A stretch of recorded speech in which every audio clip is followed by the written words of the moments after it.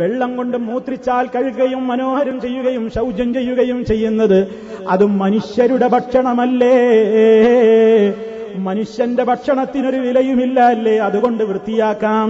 ജിന്നുകളുടെ എല്ലിനാണ് വലിയ വിലയല്ലേ എന്ന് പറഞ്ഞുകൊണ്ട് യുക്തിവാദം ചോദിച്ചിട്ട് നബി സല്ലല്ലാഹു അലൈഹി വസല്ലമിന്റെ ആശയത്തോട് എതിര് നിന്ന വ്യക്തിത്വത്തോട് അതേ അവർ വിളിച്ചത് യാ സിന്ദീഖ് തുആരിദു റസൂലല്ലാഹി സല്ലല്ലാഹു അലൈഹി വസല്ലം, എടോ അല്ലാഹുവിന്റെ റസൂലിന് നീ എതിര് പറയുകയാണോ എന്ന് ചോദിച്ച് ശക്തമായിട്ട് അദ്ദേഹത്തോട് ഇടപെട്ടു എന്നാണ് ചരിത്രം നമുക്ക് പഠിപ്പിച്ചു തരുന്നത്. ഈ വക ചരിത്രങ്ങളൊക്കെ നമ്മുടെ മുമ്പിലുണ്ടാകണം പ്രിയപ്പെട്ടവരെ. നബി സല്ലല്ലാഹു അലൈഹി വസല്ലമിനോട് മഹബ്ബത്തുണ്ടോ? അവിടുന്ന് പഠിപ്പിച്ച എല്ലാ ചര്യകളോടും സ്നേഹം വേണം, ബഹുമാനം വേണം. ഒരു സുന്നത്തിനെയും പരിഹസിച്ചുകൂടാ, താടിയെ പരിഹസിച്ചുകൂടാ, ഉടമുണ്ട് കയറ്റി ഉടുക്കുന്നതിനെ പരിഹസിച്ചുകൂടാ, അതേ വിസ്വാക്ക് ചെയ്യുന്നതിനെ പരിഹസിച്ചുകൂടാ. പണ്ട് ജമാഅത്തെ ഇസ്ലാമിക്കാര് അതേ സലഫികളായ ആളുകൾക്ക് ചില തീവ്രവാദങ്ങളുണ്ടെന്ന് പറയാൻ വേണ്ടി അവരുടെ പ്രബോധനം ആ വരികയിലൂടെ എഴുതിവിട്ടു. എന്താ എഴുതിയത്?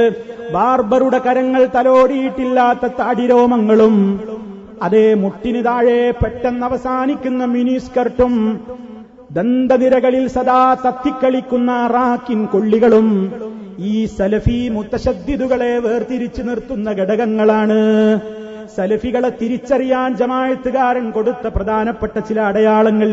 അവർക്ക് നീണ്ട താടിയുണ്ട്, അവരുടെ വസ്ത്രം അതേ കയറി ഉടുത്തിട്ടുണ്ട്, അവരതാ മിസ്വാക്കിന്റെ കാര്യത്തിൽ ശ്രദ്ധയുള്ളവരാണ് എന്ന് പറഞ്ഞുകൊണ്ട് 3 സുന്നത്തുകളെ ഒരൊറ്റയടിക്കതാ ആ ലേഖനത്തിലൂടെ നിഷേധിച്ചപ്പോൾ സർവ മുജാഹിദ് പ്രബോധകന്മാരും സമൂഹത്തിന്റെ മുമ്പിൽ എഴുന്നേറ്റ് നിന്നുകൊണ്ട് ആ ഹദീസിനെ പരിഹസിക്കുന്നു എന്ന നിലക്കുള്ള ഹദീസിനെ നിഷേധിക്കുന്ന പ്രവണതക്കെതിരെ ആഞ്ഞടിച്ചുകൊണ്ട് നമ്മൾ മുന്നേറി. പക്ഷേ ഇന്നിതാ പലരും നമ്മുടെ കൂട്ടത്തിൽപ്പെട്ടവരെന്ന് പറയുന്നവർ, അതേ ഞങ്ങളാണ് ശരിയായ ദിശയിലെന്ന് പറയുന്നവർ, താടി നീട്ടി വളർത്തുന്ന വിദ്യാർത്ഥികളെ, ഉടമുണ്ട് കയറ്റി ഉടുക്കുന്ന വിദ്യാർത്ഥികളെ, അതേ ജീവിതത്തിൽ സൂക്ഷ്മത പാലിക്കുന്ന വിദ്യാർത്ഥികളെ അവരെ നിരുത്സാഹപ്പെടുത്തുന്നു എന്ന് മാത്രമല്ല പരിഹാസത്തിന്റെ വാചകങ്ങൾ പറയുന്നു. അതൊക്കെ ഉലുവാണ്, മതത്തിൽ അതിര് കവിയലാണ്, തീവ്രതയാണ് എന്ന് പറഞ്ഞുകൊണ്ട് ആക്ഷേപിക്കുന്നു. ഹദീസുകളെ നിഷേധിക്കുക എന്ന് പറഞ്ഞാൽ പ്രിയമുള്ളവരെ നമ്മളൊരൽപ്പം അതിനെ സംബന്ധിച്ചൊന്ന് മനസ്സിലാക്കണം. എന്താണ് ഹദീസ് നിഷേധം? മുഴുവൻ ഹദീസുകളെയും ഒരാൾ നിഷേധിച്ചാലാണോ ഹദീസ് നിഷേധിയാകുന്നത്? ലോക ചരിത്രം എടുത്ത് പരിശോധിച്ചു നോക്ക്. ഹദീസ് നിഷേധികൾ 3 തരക്കാരുണ്ടായിട്ടുണ്ട്. ഒരു കൂട്ടര് ഹദീസ് തീരെ വേണ്ടെന്ന് പറഞ്ഞ് ആ ഹദീസിന്റെ ലോകത്തെ മുഴുവൻ തള്ളിയവരാണ്. ഒരു കൂട്ടരങ്ങനെ, അവര് ഖുർആൻ മാത്രം മതി, ഒരൊറ്റ ഹദീസും ഞങ്ങൾ സ്വീകരിക്കൂല. രണ്ടാമത്തൊരു കൂട്ടര് കഴിഞ്ഞു പോയിട്ടുണ്ട്. അവരുടെ വാദം എന്തായിരുന്നു? ഒരുപാട് സ്വഹാബികളിൽ നിന്ന് എണ്ണമറ്റ പരമ്പരകളിലൂടെ നമ്മൾക്ക് കിട്ടിയിട്ടുള്ള ഹദീസുകളാണെങ്കിൽ ഞങ്ങളൊരു കൈ നോക്കാം, അതല്ലാത്ത ഒറ്റപ്പെട്ട റിപ്പോർട്ടുകൾ ഏതെങ്കിലും സ്വഹാബി പറഞ്ഞു എന്ന് തെളിഞ്ഞാലൊന്നും ഞങ്ങൾക്കത് സ്വീകാര്യമല്ലെന്ന് പറഞ്ഞുകൊണ്ട് ഹദീസുകളെ ആ നിലക്ക് തരം തിരിച്ചുകൊണ്ട് ചില ഹദീസുകളെ നിഷേധിച്ചുകൊണ്ട് വന്ന ഹദീസ് നിഷേധികൾ. അതുപോലെ തന്നെ ചില പാർട്ടികൾ നോക്കിയിട്ട് ഹദീസ് നിഷേധിച്ചവർ.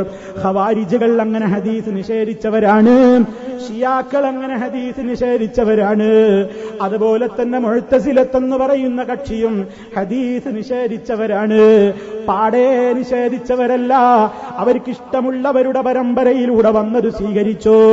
അല്ലാത്ത എതിർ കക്ഷിയുടെ ഹദീസുകളെ അവരും തള്ളിക്കളഞ്ഞു. അങ്ങനെ ഓരോരുത്തർക്കും വേണ്ട രൂപത്തിൽ അങ്ങനെ തള്ളുകയും കൊള്ളുകയും ചെയ്ത രണ്ടാമത്തൊരു വിഭാഗം ആളുകളും കഴിഞ്ഞുപോയി. മൂന്നാമതൊരു വിഭാഗവും ഉണ്ട്, ഏത് കാലത്തും അവരുണ്ട്. അവരാണ് അഖലാനികൾ എന്നറിയപ്പെടുന്നത്. എന്താണ് അഖലാനിയത്ത്?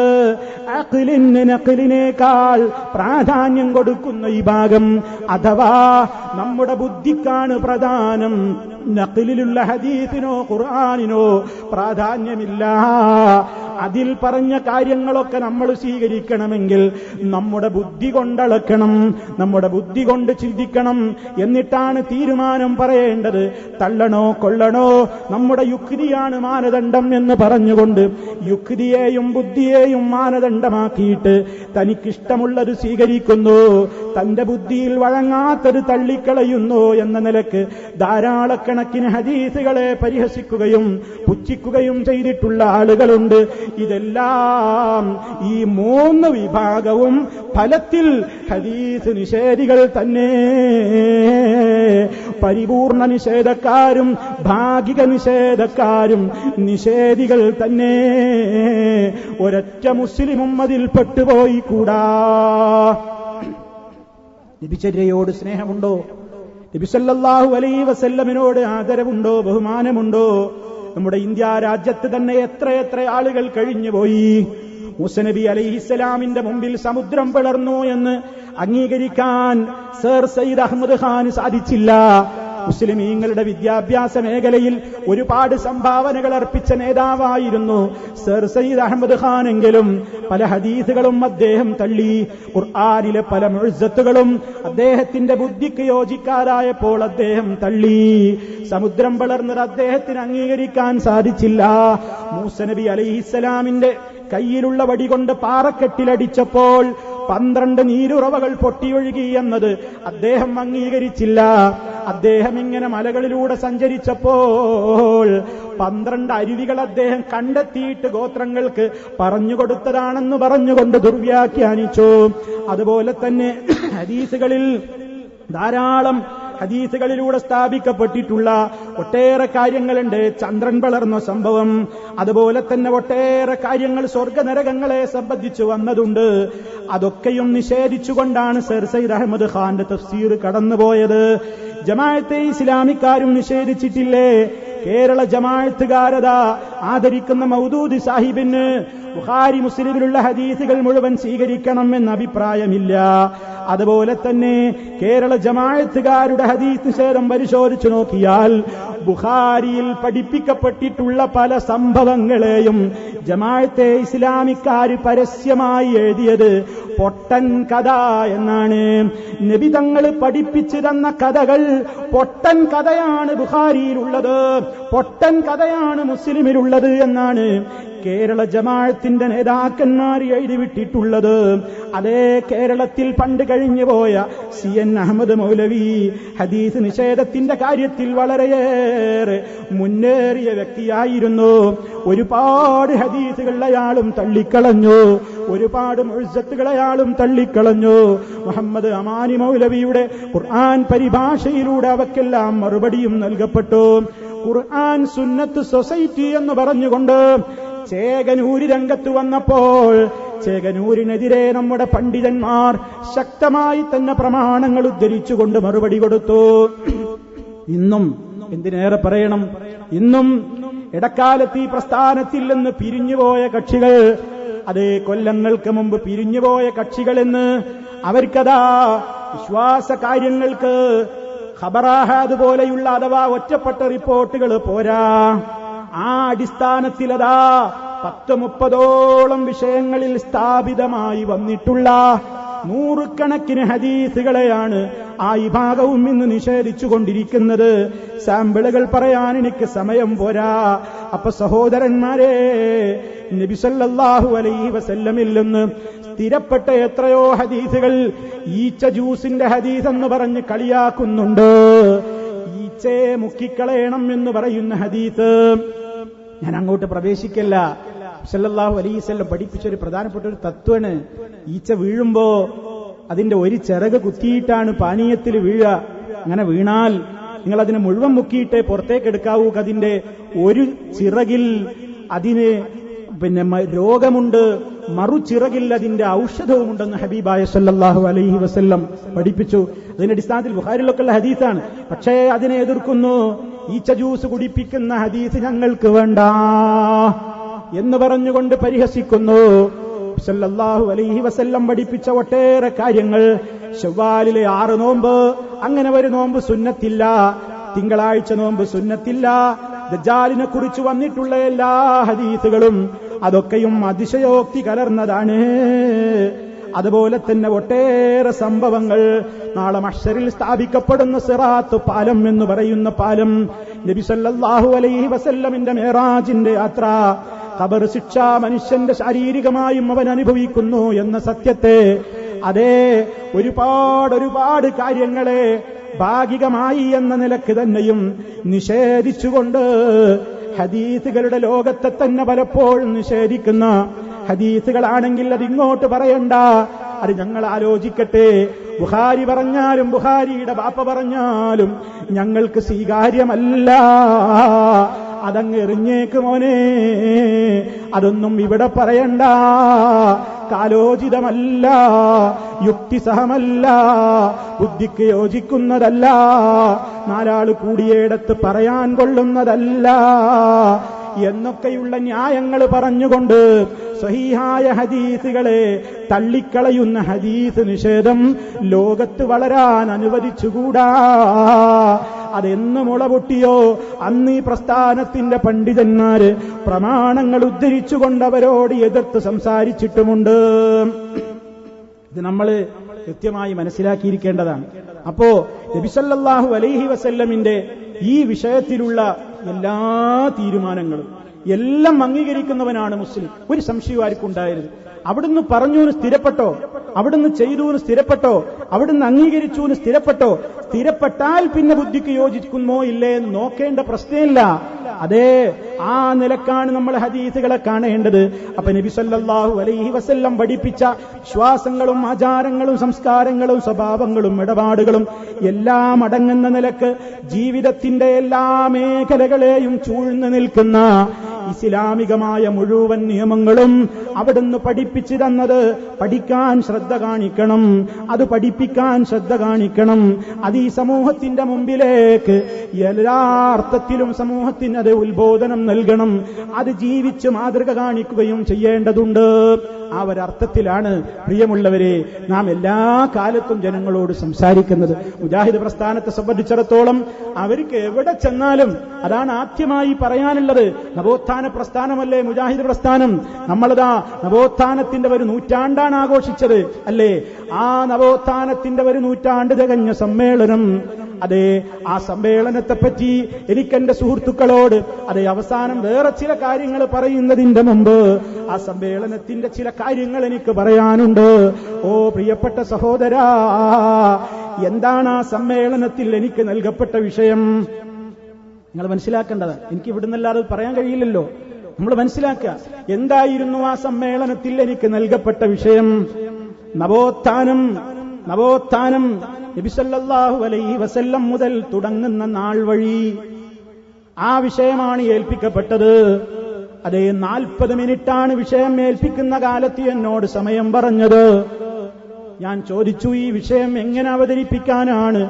നബി സല്ലല്ലാഹു അലൈഹി വസല്ലമിന്റെ കാലം മുതൽ ഇന്ന് വരെയുള്ള നാൾ വഴി പറയണമെങ്കിൽ അതെങ്ങനെ 40 മിനിറ്റ് കൊണ്ട് സാധിക്കുമെന്ന് അന്നേ പറഞ്ഞതാണ്. പക്ഷേ ഒരു സമ്മേളനമാകുമ്പോൾ അതിനല്ലേ സമയമുണ്ടാവുകയുള്ളൂ, നമുക്ക് സംശയമില്ല. അങ്ങനെ സമ്മേളനത്തിന് ഈ ഉള്ളവൻ ക്ഷണിക്കപ്പെട്ടു, സമ്മേളനത്തിന് ഈ ഉള്ളവൻ വന്നു. എനിക്ക് നിശ്ചയിക്കപ്പെട്ട സമയമായപ്പോൾ ഈ ഉള്ളവൻ സ്റ്റേജിലേക്ക് കയറിയിരുന്നു. നിങ്ങൾ മനസ്സിലാക്കണം, അവിടെ കയറിയിരുന്നപ്പോൾ അതേ പിന്നെയും സമയം ചുരുങ്ങുകയാണ്. കുറ്റപ്പെടുത്തേണ്ടതല്ല, കുറ്റപ്പെടുത്തുകയല്ല.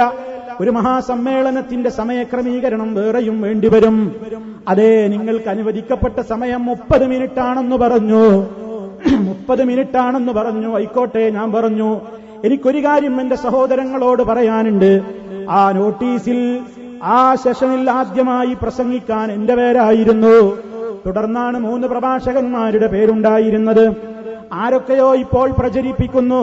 ഞാൻ ആ സ്റ്റേജിൽ കയറി സംഘാടകരോട് വാശി പിടിച്ചു പോലും എനിക്ക് അവസാനം തരണമെന്ന്, എനിക്ക് അവസാന സെഷനിൽ അവസാന സമയം തരണമെന്ന് ഞാൻ ആവശ്യപ്പെട്ടു എന്ന് പറയുന്നു. സുബ്ഹാനല്ലാഹ്, ഒരു വസ്തുതയും അതിലില്ല എന്ന് എന്റെ സഹോദരങ്ങളെ ഞാൻ ഉണർത്തുന്നു. എനിക്ക് ഇന്ന സമയം പ്രസംഗിക്കാൻ തരണമെന്ന് ഞാൻ പറഞ്ഞിട്ടില്ല. അത് പറയാൻ ഞാൻ ആരാണ്? പ്രിയമുള്ളവരെ, എനിക്കെന്താ അതിനധികാരം? അത് അവിടുത്തെ സംഘാടകരുടെ സ്വാതന്ത്ര്യമല്ലേ? നമ്മുടെ നേതാക്കളുടെ സ്വാതന്ത്ര്യമല്ലേ? അവർ നിശ്ചയിച്ച സമയം, അവർ നിശ്ചയിച്ച സെഷൻ, അവർ നിശ്ചയിക്കുന്ന വിളിക്കുമ്പോൾ സ്റ്റേജിൽ പറയുക എന്നതല്ലാതെ ഈ ഉള്ളവൻ അതിൽ എന്താ പറയാനുള്ളത്? ഞാൻ അങ്ങനെ ഒരു സ്നേഹത്തോടെ പോലും നിങ്ങൾ എന്നെ ഒന്ന് അവസാനത്തേക്കാക്കുമോ എന്ന് പറഞ്ഞിട്ടില്ല കേട്ടോ. ആരെങ്കിലും അങ്ങനെ കേട്ടുവെങ്കിൽ ഈ ഉള്ളവൻ അത് നിങ്ങളോട് തിരുത്തുന്നു. ഞാൻ അങ്ങനെ ആവശ്യപ്പെട്ടിട്ടല്ല. എന്നെ വിളിച്ചപ്പോൾ എന്റെ സമയത്ത് ഞാൻ പോയി സംസാരിച്ചതാണ്.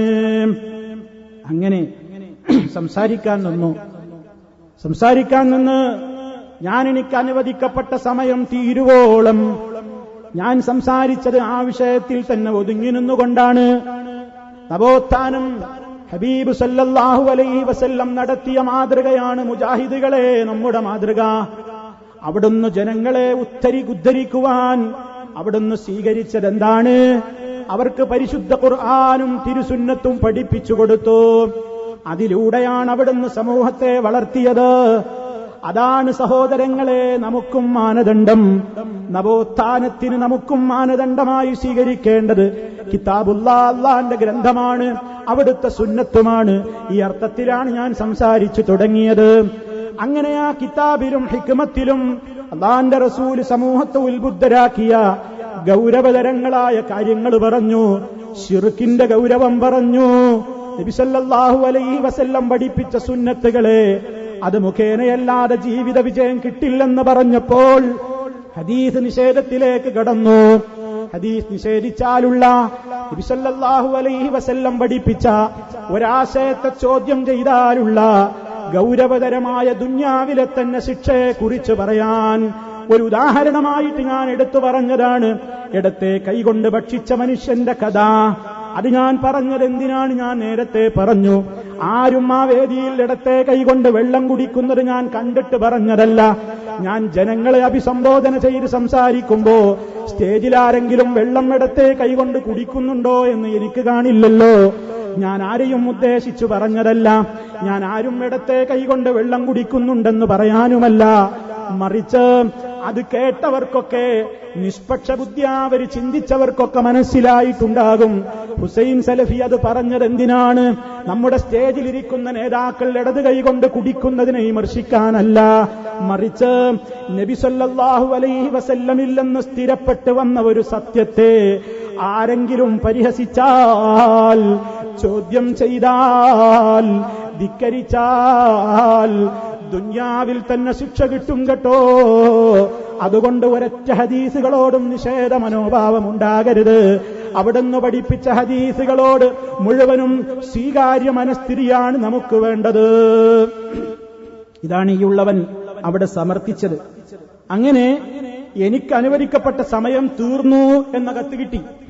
എനിക്കനുവദിക്കപ്പെട്ട സമയം തീർന്നു എന്ന കത്ത് കിട്ടിയപ്പോൾ അതേ ഞാൻ അറിയാതെ തന്നെ ഞാൻ വിചാരിച്ച ഒരുപാട് വിഷയങ്ങൾ നവോത്ഥാനവുമായി ഖുർആനും ഹദീസുമായി ബന്ധപ്പെട്ട പലതും പിന്നെ ഞാൻ പറയാതെ മാറ്റിവെച്ചു. കാരണം ആ സമയം തീർന്നു എന്നത് ഞാൻ തന്നെയും അറിഞ്ഞിട്ടില്ല. സമയം തീർന്നു എന്ന് പറഞ്ഞപ്പോൾ പിന്നെ എന്റെ മനസ്സിലുള്ളവരടങ്ങാത്തവരാഗ്രഹം, മുൻകൂട്ടി പ്ലാൻ ചെയ്തുവെന്ന് ആരെങ്കിലും പറയാൻ പറഞ്ഞവരാഗ്രഹമല്ല.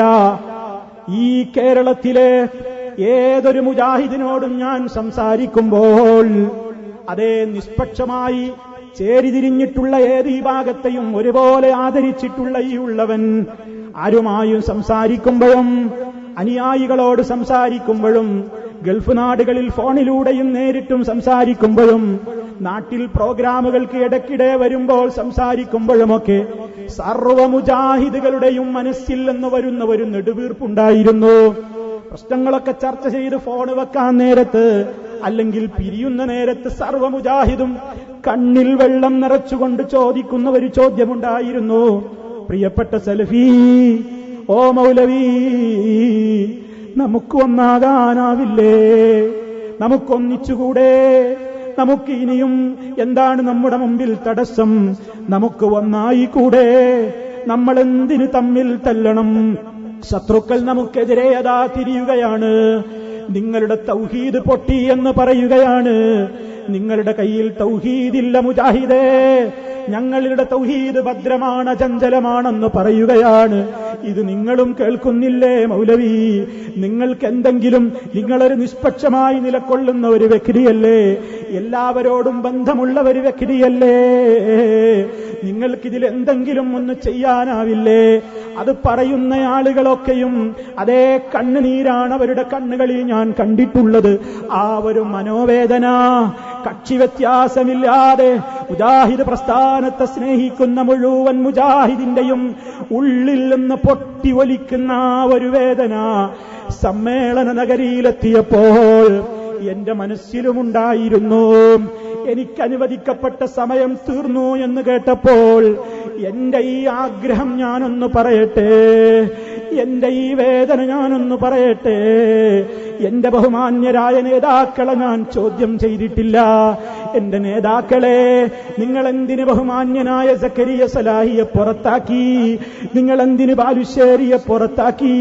നിങ്ങൾ എന്തിന് അതാ ഈ സമ്മേളന പ്രോഗ്രാമിൽ നിന്ന് നമ്മുടെ ISMന്റെയും MSMന്റെയും അമരത്തിരിക്കുന്ന നേതാക്കളെ പോലും നിങ്ങളെന്തിന് പുറത്താക്കി എന്ന് ഞാൻ എന്റെ ബഹുമാന്യ നേതൃത്വത്തോട് ചോദിച്ചിട്ടില്ല.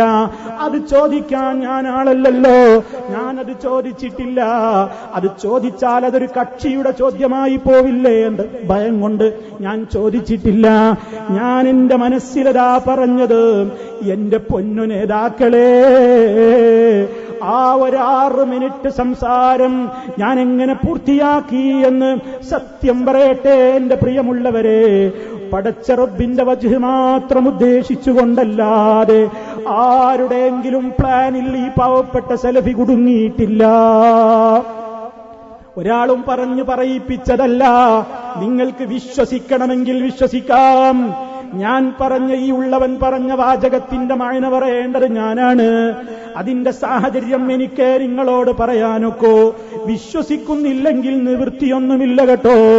വല്ലാഹി, അല്ലാഹനെ സാക്ഷി നിർത്തിക്കൊണ്ട് ഞാൻ പറയട്ടെ, ഒരുപാട് മുജാഹിദുകളോട് മാസങ്ങളോടും സംസാരിക്കുമ്പോൾ എല്ലാ മുജാഹിദ് സാധാരണ ഉമ്മതങ്ങന്മാരുടെയും കൂട്ടുകുടുംബങ്ങളുടെയും സാധാരണ ജനങ്ങളുടെയും അതേ വയോവൃദ്ധരുടെയും യുവാക്കളുടെയും കുട്ടികളുടെയും ഒക്കെ കണ്ണിൽ നിന്ന് ചോരയിറ്റ് വീഴുന്നൊരു ചോദ്യം അവർ ചോദിക്കാറുണ്ട്.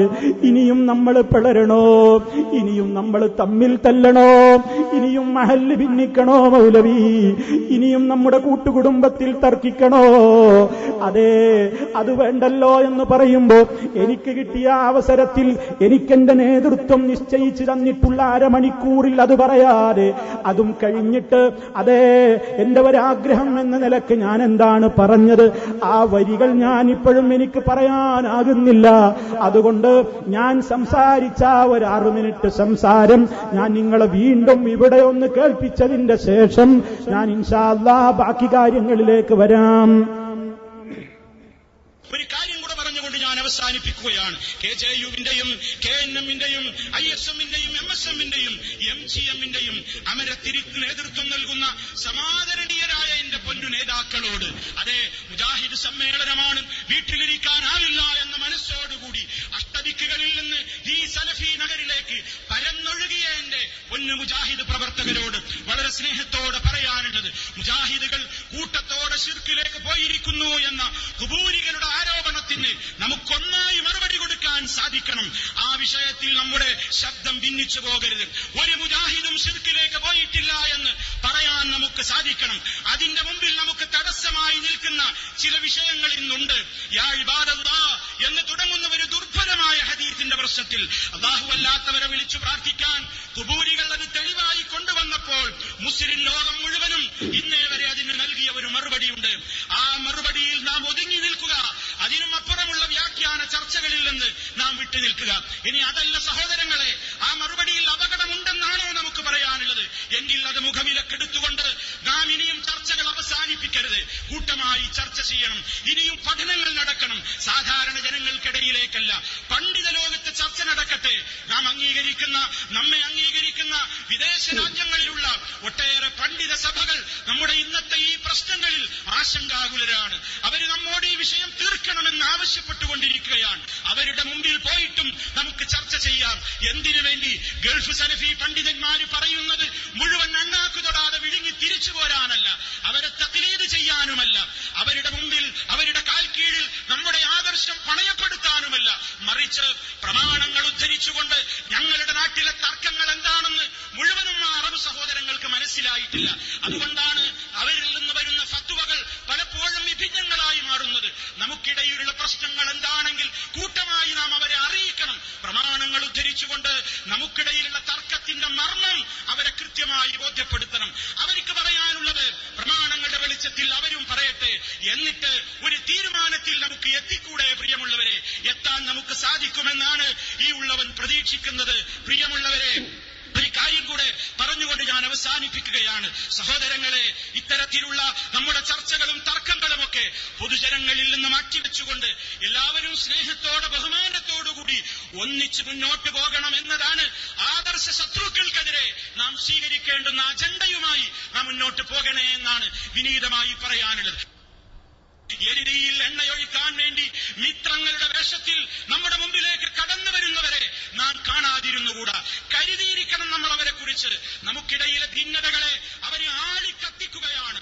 നമ്മുടെ ഉദ്ഘാടന സമ്മേളനത്തിൽ പങ്കെടുത്ത ഒരു മാന്യദേഹം നമുക്കിടയിലെ ഭിന്നത മുതലെടുത്തുകൊണ്ട് ഇബ്ലീസുകളെന്നും ജാഹിലുകളെന്നും ശൈത്താന്മാരെന്നും എന്തു വേണമെങ്കിലും നിങ്ങൾക്ക് അവരെ വിളിക്കാം, ഞങ്ങളും നിങ്ങളോടൊപ്പമുണ്ടെന്ന് പറഞ്ഞുകൊണ്ട് പ്രോത്സാഹനം നൽകിയ ഒരു സാഹചര്യം ഇവിടെ ഉണ്ടായി. നമുക്കവരോട് വളരെ വിനയത്തോടെ പറയാനുള്ളത്, നിങ്ങൾ നിങ്ങളുടെ മേഖലകളിൽ ഒതുങ്ങി നിന്നുകൊണ്ട് മതം അത് പഠിച്ചിട്ടുള്ള പ്രമാണങ്ങളെ അറിയുന്ന പണ്ഡിതന്മാർക്ക് വിട്ടുകൊടുത്തുകൊണ്ട് മതം പഠിച്ചവര് പറയട്ടെ, ഡോക്ടർമാർ അവരുടെ ഡ്യൂട്ടി നിർവഹിക്കട്ടെ. ആ നിലക്ക് ഓരോരുത്തരും അവരവരുടേതായ മേഖലകളിൽ അവരുടേതായ വ്യക്തിമുദ്രകൾ പഠിപ്പിച്ചുകൊണ്ട് മുന്നോട്ട് പോകലായിരിക്കും അത്തരം വ്യക്തികൾക്കും എല്ലാവർക്കും നല്ലത് എന്നതാണ് മിതമായ നിലക്ക് ഒരു മുസ്ലിമിന്, മുവഹിദിന്, മുജാഹിദിന് പറയാനുള്ളത്. അതുകൊണ്ട് പ്രിയമുള്ളവരെ, നമ്മുടെ ശബ്ദം ഭിന്നിച്ചുകൂടാ, ശിർക്കിനെതിരെയുള്ള പോരാട്ടം നിന്നുകൂടാ, വിദ്അത്തുകൾക്കെതിരെയുള്ള സ്വരം ഒരിക്കലും തണുത്തുറഞ്ഞു പോയിക്കൂടാ. എന്ത് വിട്ടുവീഴ്ച ചെയ്യേണ്ടി വന്നാലും, ആരുടെ വാക്കുകളിൽ വന്ന അമിതാവേശത്താൽ ജനങ്ങളെ കണ്ടപ്പോൾ അഹന്ത തോന്നിക്കുന്ന വർത്തമാനങ്ങൾ പ്രസംഗിച്ചവരുണ്ടെങ്കിൽ അവരും തിരുത്തട്ടെ, മുഴുവൻ ആളുകളും തിരുത്തട്ടെ. നമ്മുടെ നേതാക്കളെ കുറിച്ച് വല്ലതും പറഞ്ഞുപോയെങ്കിൽ അവരോട് മാപ്പ് ചോദിക്കട്ടെ. അങ്ങനെ പരസ്പരം അറിഞ്ഞും ഇണങ്ങിയും പൊറുത്തും കൊണ്ടും കൊടുത്തും നമ്മളൊന്നാണ്. ഒരു ശത്രുവിനെയും ഇതിനിടയിലേക്ക് കടന്നു വരാൻ സമ്മതിക്കില്ലെന്ന ദൃഢമായ ബോധത്തോടെ നമ്മൾ ശക്തമായി ഏത് രൂപത്തിൽ ഈ ശിർക്കിന്റെ കോട്ടവത്തളങ്ങൾക്കെതിരിൽ ഇതുവരെ ആഞ്ഞടിച്ചുവോ ആ ആഞ്ഞടി തന്നെ തുടർന്നുകൊണ്ട് സ്നേഹമുണ്ടാക്കണേ, ബഹുമാനമുണ്ടാക്കണേ, ആദരവുണ്ടാക്കണേ എന്ന് മാത്രം വിനയത്തോടെ ഇവിടെ തടിച്ചുകൂടിയ എന്റെ പ്രിയപ്പെട്ട മുജാഹിദുകളോട് തീറുന്ന മനസ്സോടുകൂടെയാണ് ഇവിടെ നേതാക്കളും മുജാഹിദുകളും ഇരിക്കുന്നത് എന്നറിയാത്തവനല്ല ഞാൻ. സന്തോഷിക്കുന്നവരൊറ്റ മുജാഹിദുമില്ല. ഇങ്ങനെ സംഭവിച്ചല്ലോ എന്നതിൽ മനോവിഷമത്തോടുകൂടി തന്നെയാണ് നമ്മളെല്ലാവരും ഇരിക്കുന്നത്. പക്ഷേ അല്ലാഹു മഅന, അള്ളയുണ്ട് നമ്മുടെ കൂടെ. ഒരു ശക്തിക്കും നമ്മെ ഭിന്നിപ്പിക്കാൻ സാധ്യമാകാത്ത നിലക്ക് നാം ഒന്നിക്കണം. അതിനേത് വിട്ടുവീഴ്ചയുടെ അറ്റം വരെ പോകേണ്ടി വന്നാലും പടച്ചറപ്പിന്റെ സഹായം നമുക്കുണ്ടാകും. ഇദ്ദൻസുറുല്ലാഹ യൻസുറുക്കും വയുസബ്ബിതു അഖ്ദാമക്കും. നിങ്ങൾ അല്ലാഹുവിനെ സഹായിക്കുന്നുവെങ്കിൽ അവൻ നിങ്ങളെ സഹായിക്കും. നിങ്ങളുടെ പാദങ്ങൾ അവൻ ഉറപ്പിച്ചു നിർത്തും എന്ന് പറഞ്ഞിരിക്കുന്നു. ആ മുഖവിലക്കെടുത്ത് ആ വചനത്തെ നെഞ്ചേറ്റിക്കൊണ്ട് മുജാഹിദുകളെ, വഅന്നൽ മസാജിദ ലില്ലാഹ് ഫലാ തദ്ഉ മഅല്ലാഹി അഹദാ, ആ ആദർശത്തിന്റെ പ്രഖ്യാപനത്തിൽ നമ്മുടെ ശബ്ദങ്ങൾ ഭിന്നിക്കാതെ ഒറ്റക്കെട്ടായിക്കൊണ്ട് തൗഹീദ് അചഞ്ചലമാണ് എന്ന് പറയുന്ന കുബൂരികളെ, നിങ്ങളുടെ കൈകളിൽ തൗഹീദ് ഭദ്രമല്ല. നിങ്ങളുടെ കൈകളിൽ ഉള്ളത് ശിർക്കാണ്. നിങ്ങൾ ചെയ്തുകൊണ്ടിരിക്കുന്ന മുഴുവൻ വിദഅത്തുകളും ശിർക്കിന്റെ പ്രവണതകളും നിങ്ങൾക്ക് അചഞ്ചലമായി തുടർന്നുകൊണ്ടിരിക്കുന്നുണ്ട് നിങ്ങൾ. പക്ഷേ മുജാഹിദുകളെ, തൗഹീദ് വളരെ ഭദ്രമാണെന്ന് എല്ലാവരുടെയും മുമ്പിൽ ഉറക്കെ പറയാനുള്ള ആർജവവും ഈമാനികമായ താല്പര്യവും വിട്ടുവീഴ്ചയും നമുക്കിടയിൽ ഉണ്ടായിക്കൊണ്ട് നാം മുന്നേറണം എന്നുണർത്തുകയാണ്. ഇതിന്റെ ശേഷം ഒരു കാര്യം കൂടെ ഞാൻ പറഞ്ഞു. അല്പം സമയം കൂടിയെടുത്തതിൽ നിങ്ങളോട് ക്ഷമ ചോദിക്കുന്നു. എനിക്ക് നിശ്ചയിക്കപ്പെട്ട സമയം കഴിഞ്ഞ് ഒരല്പനേരം എടുത്തതിൽ പോലും അതൊരു തെറ്റായി പോയോ എന്ന് തോന്നിയത് കൊണ്ടാണ് ഞാൻ എന്റെ നേതൃത്വത്തോടക്കം വന്ന് ക്ഷമ ചോദിച്ചത്. അങ്ങനെ പ്രസംഗം കഴിഞ്ഞു. ഞാൻ നടന്നു പോകുമ്പോൾ ബഹുമാന്യനായ എ.പി. അബ്ദുൽ ഖാദർ മൗലവി മുൻനിരയിലിരിക്കുന്നു. അദ്ദേഹത്തിന്റെ ബാക്കിലൂടെ ഞാൻ കടന്നു പോകുന്നു. അദ്ദേഹം പിന്നിലൂടെ ഇങ്ങനെ കൈവിട്ടെന്നെ മാടി വിളിച്ചു. എനിക്ക് കൈ തന്നു, സലാം പറഞ്ഞു. തൊട്ടടുത്തിരിക്കുന്നു ബഹുമാന്യനായ ടി.പി. അദ്ദേഹത്തിനും ഞാൻ കൈ കൊടുത്തു. ഞാൻ എന്റെ ഇരിപ്പിടത്തിൽ പോയിരുന്നു. എന്റെ മനസ്സിലുള്ള പ്രതീക്ഷ, എന്റെ മനസ്സിലുള്ള ഒരാഗ്രഹം, അല്ലാഹുവേ നിന്റെ വജ്ഹ് ഉദ്ദേശിച്ചുകൊണ്ട് ആയിരക്കണക്കിന് മുജാഹിദുകളുടെ മനസ്സിലുള്ള ഒരു മോഹം ഞാനിവിടെ പറഞ്ഞിരിക്കുന്നു. അല്ലാഹ് ഇത് ജനങ്ങൾ സ്വീകരിക്കും, ഇത് നേതാക്കൾ സ്വീകരിക്കും എന്ന ഒരു വലിയ പ്രതീക്ഷയിൽ ഞാൻ കാത്തിരിക്കുമ്പോഴാണ് തുടർന്നുകൊണ്ടുള്ള സംഭവവികാസങ്ങളൊക്കെ നടക്കുന്നത്. പിന്നീട് എന്റെ ശേഷം സംസാരിച്ച ആളുകൾ അവരുടെ പല പ്രഭാഷണങ്ങളും സംസാരങ്ങളിലും പല രൂപത്തിലുള്ള വാക്കുകളും കടന്നു വന്നിട്ടുണ്ട്. ഞാൻ ആരെയും കുറ്റപ്പെടുത്തുകയല്ല. ഐക്യത്തിന് വേണ്ടിയുള്ള ഒരാഹ്വാനം, നമ്മൾ ഒന്നിക്കണം എന്ന് പറയുന്ന ഒരാഹ്വാനം, അതൊക്കെ പറയാൻ, ആ രൂപത്തിലുള്ള കാര്യങ്ങൾ പറയുന്നത് അത് തൗഹീദിലുള്ള അഴകുഴമ്പൻ നയമാണ് എന്നാണ് എനിക്കവിടെ നിന്ന് കേൾക്കാൻ സാധിച്ചത്. അഴകുഴമ്പൻ തൗഹീദുമായി കൊണ്ട് നടക്കുന്ന ആളുകൾക്ക് വേറെ വേദി നോക്കാം. ഇത്തരം വേദികളിൽ വെച്ച് അത്തരം തെറ്റിദ്ധാരണാജനകമായ കാര്യങ്ങൾ പറയാൻ അനുവദിക്കുകയില്ല. ശിർക്ക് പറയുന്നവരും ശിർക്കല്ലെന്ന് പറയുന്നവരും തമ്മിൽ ഒന്നിച്ചൊരു സ്നേഹവും വേണ്ട എന്ന മറുപടിയാണ് കിട്ടിയത്. പ്രിയമുള്ളവരെ, ആദരവോടുകൂടെ പറയട്ടെ, ഞാനൊരിക്കലും ഒരു വിഷയത്തിലേക്ക് ഞാൻ പ്രവേശിച്ചിട്ടില്ല. ഞാൻ അവിടെ നമ്മുടെ തർക്കത്തിലിരിക്കുന്ന ഹദീസിൽ യാ ഇബാദല്ലാഹ് അഈനൂനി എന്ന വിഷയത്തെ സംബന്ധിച്ച് ഞാനൊരു അഭിപ്രായം പറഞ്ഞിട്ടില്ല. ആ ഹദീസ് അങ്ങേയറ്റം ദുർബലമാണെന്ന് ഞാൻ എന്റെ പ്രസംഗത്തിൽ പറഞ്ഞിട്ടുണ്ട്. ആ ഹദീസ് വിഷയമാക്കിയവർ നമ്മളല്ല. ആ ഹദീസ് അല്ലാഹുവല്ലാത്തവരെ വിളിച്ചു പ്രാർത്ഥിക്കുവാൻ ഞങ്ങളുടെ കൈകളിൽ രേഖയുണ്ട് മുജാഹിദുകളെ എന്ന് പറഞ്ഞുകൊണ്ട് കുബൂരികൾ എല്ലാ കാലഘട്ടത്തിലും കൊണ്ടു നടക്കുന്ന ഒരു ദുർബലമായ ഹദീസാണ്. ആ ഹദീസിന് മുസ്ലിം ലോകത്ത് ഇന്നേ വരെയുള്ള പണ്ഡിതന്മാർ നാം ഒന്നിച്ചു നൽകിയ ഒരു മറുപടിയുണ്ട്. ആ മറുപടിയിൽ തന്നെ നമ്മൾ ഒതുങ്ങി നിൽക്കണം. അതല്ല, ആ മറുപടി മുഖേന അപകടങ്ങൾ വരാനുണ്ടെങ്കിൽ ആ വാദത്തെയും മുഖവിലക്കെടുക്കണം. മുഖവിലക്കെടുത്തിട്ട് നാം എന്ത് ചെയ്യണം? ചർച്ചകൾ തുടരണം. വിദേശ രാജ്യങ്ങളിൽ നമ്മെ ഉറ്റുനോക്കുന്ന, നമ്മെ സ്നേഹിക്കുന്ന നാം സ്നേഹിക്കുന്ന, നമ്മെ ആദരിക്കുന്ന നാം ആദരിക്കുന്ന അറബ് ലോകത്തുള്ള പണ്ഡിത സഭകൾ നമ്മുടെ കാര്യത്തിൽ ആശങ്കാകുലരാണ്. അവർ പലപ്പോഴും ചോദിക്കാറുണ്ട്, നിങ്ങളുടെ വിഷയങ്ങളിൽ ഒരു തീർപ്പ് കൽപ്പിച്ചുകൂടെ? നിങ്ങൾക്കിത് പൊതുജനമധ്യത്തിൽ നിന്ന് ഈ ചർച്ചകൾ മാറ്റിവെച്ചുകൊണ്ട് ഒരു പണ്ഡിത സഭയുടെ മുമ്പിൽ വന്ന് ചർച്ച ചെയ്തുകൂടെ എന്നവർ ചോദിക്കാറുണ്ട്. അപ്പോഴും ഞാൻ അവിടെ വെച്ച് പറഞ്ഞിട്ടുണ്ട്, പ്രിയമുള്ളവരെ, നിങ്ങൾ കേട്ടു, നമ്മുടെ ആദർശം ഗൾഫ് സലഫി പണ്ഡിതന്മാരുടെ മുമ്പിൽ പോയി അടിയറ വെക്കണം എന്ന് തെറ്റിദ്ധരിക്കരുതേ. അവർ പറയുന്നത് അണ്ണാക്ക് തൊടാതെ വിഴുങ്ങണം എന്ന് പറയരുതേ.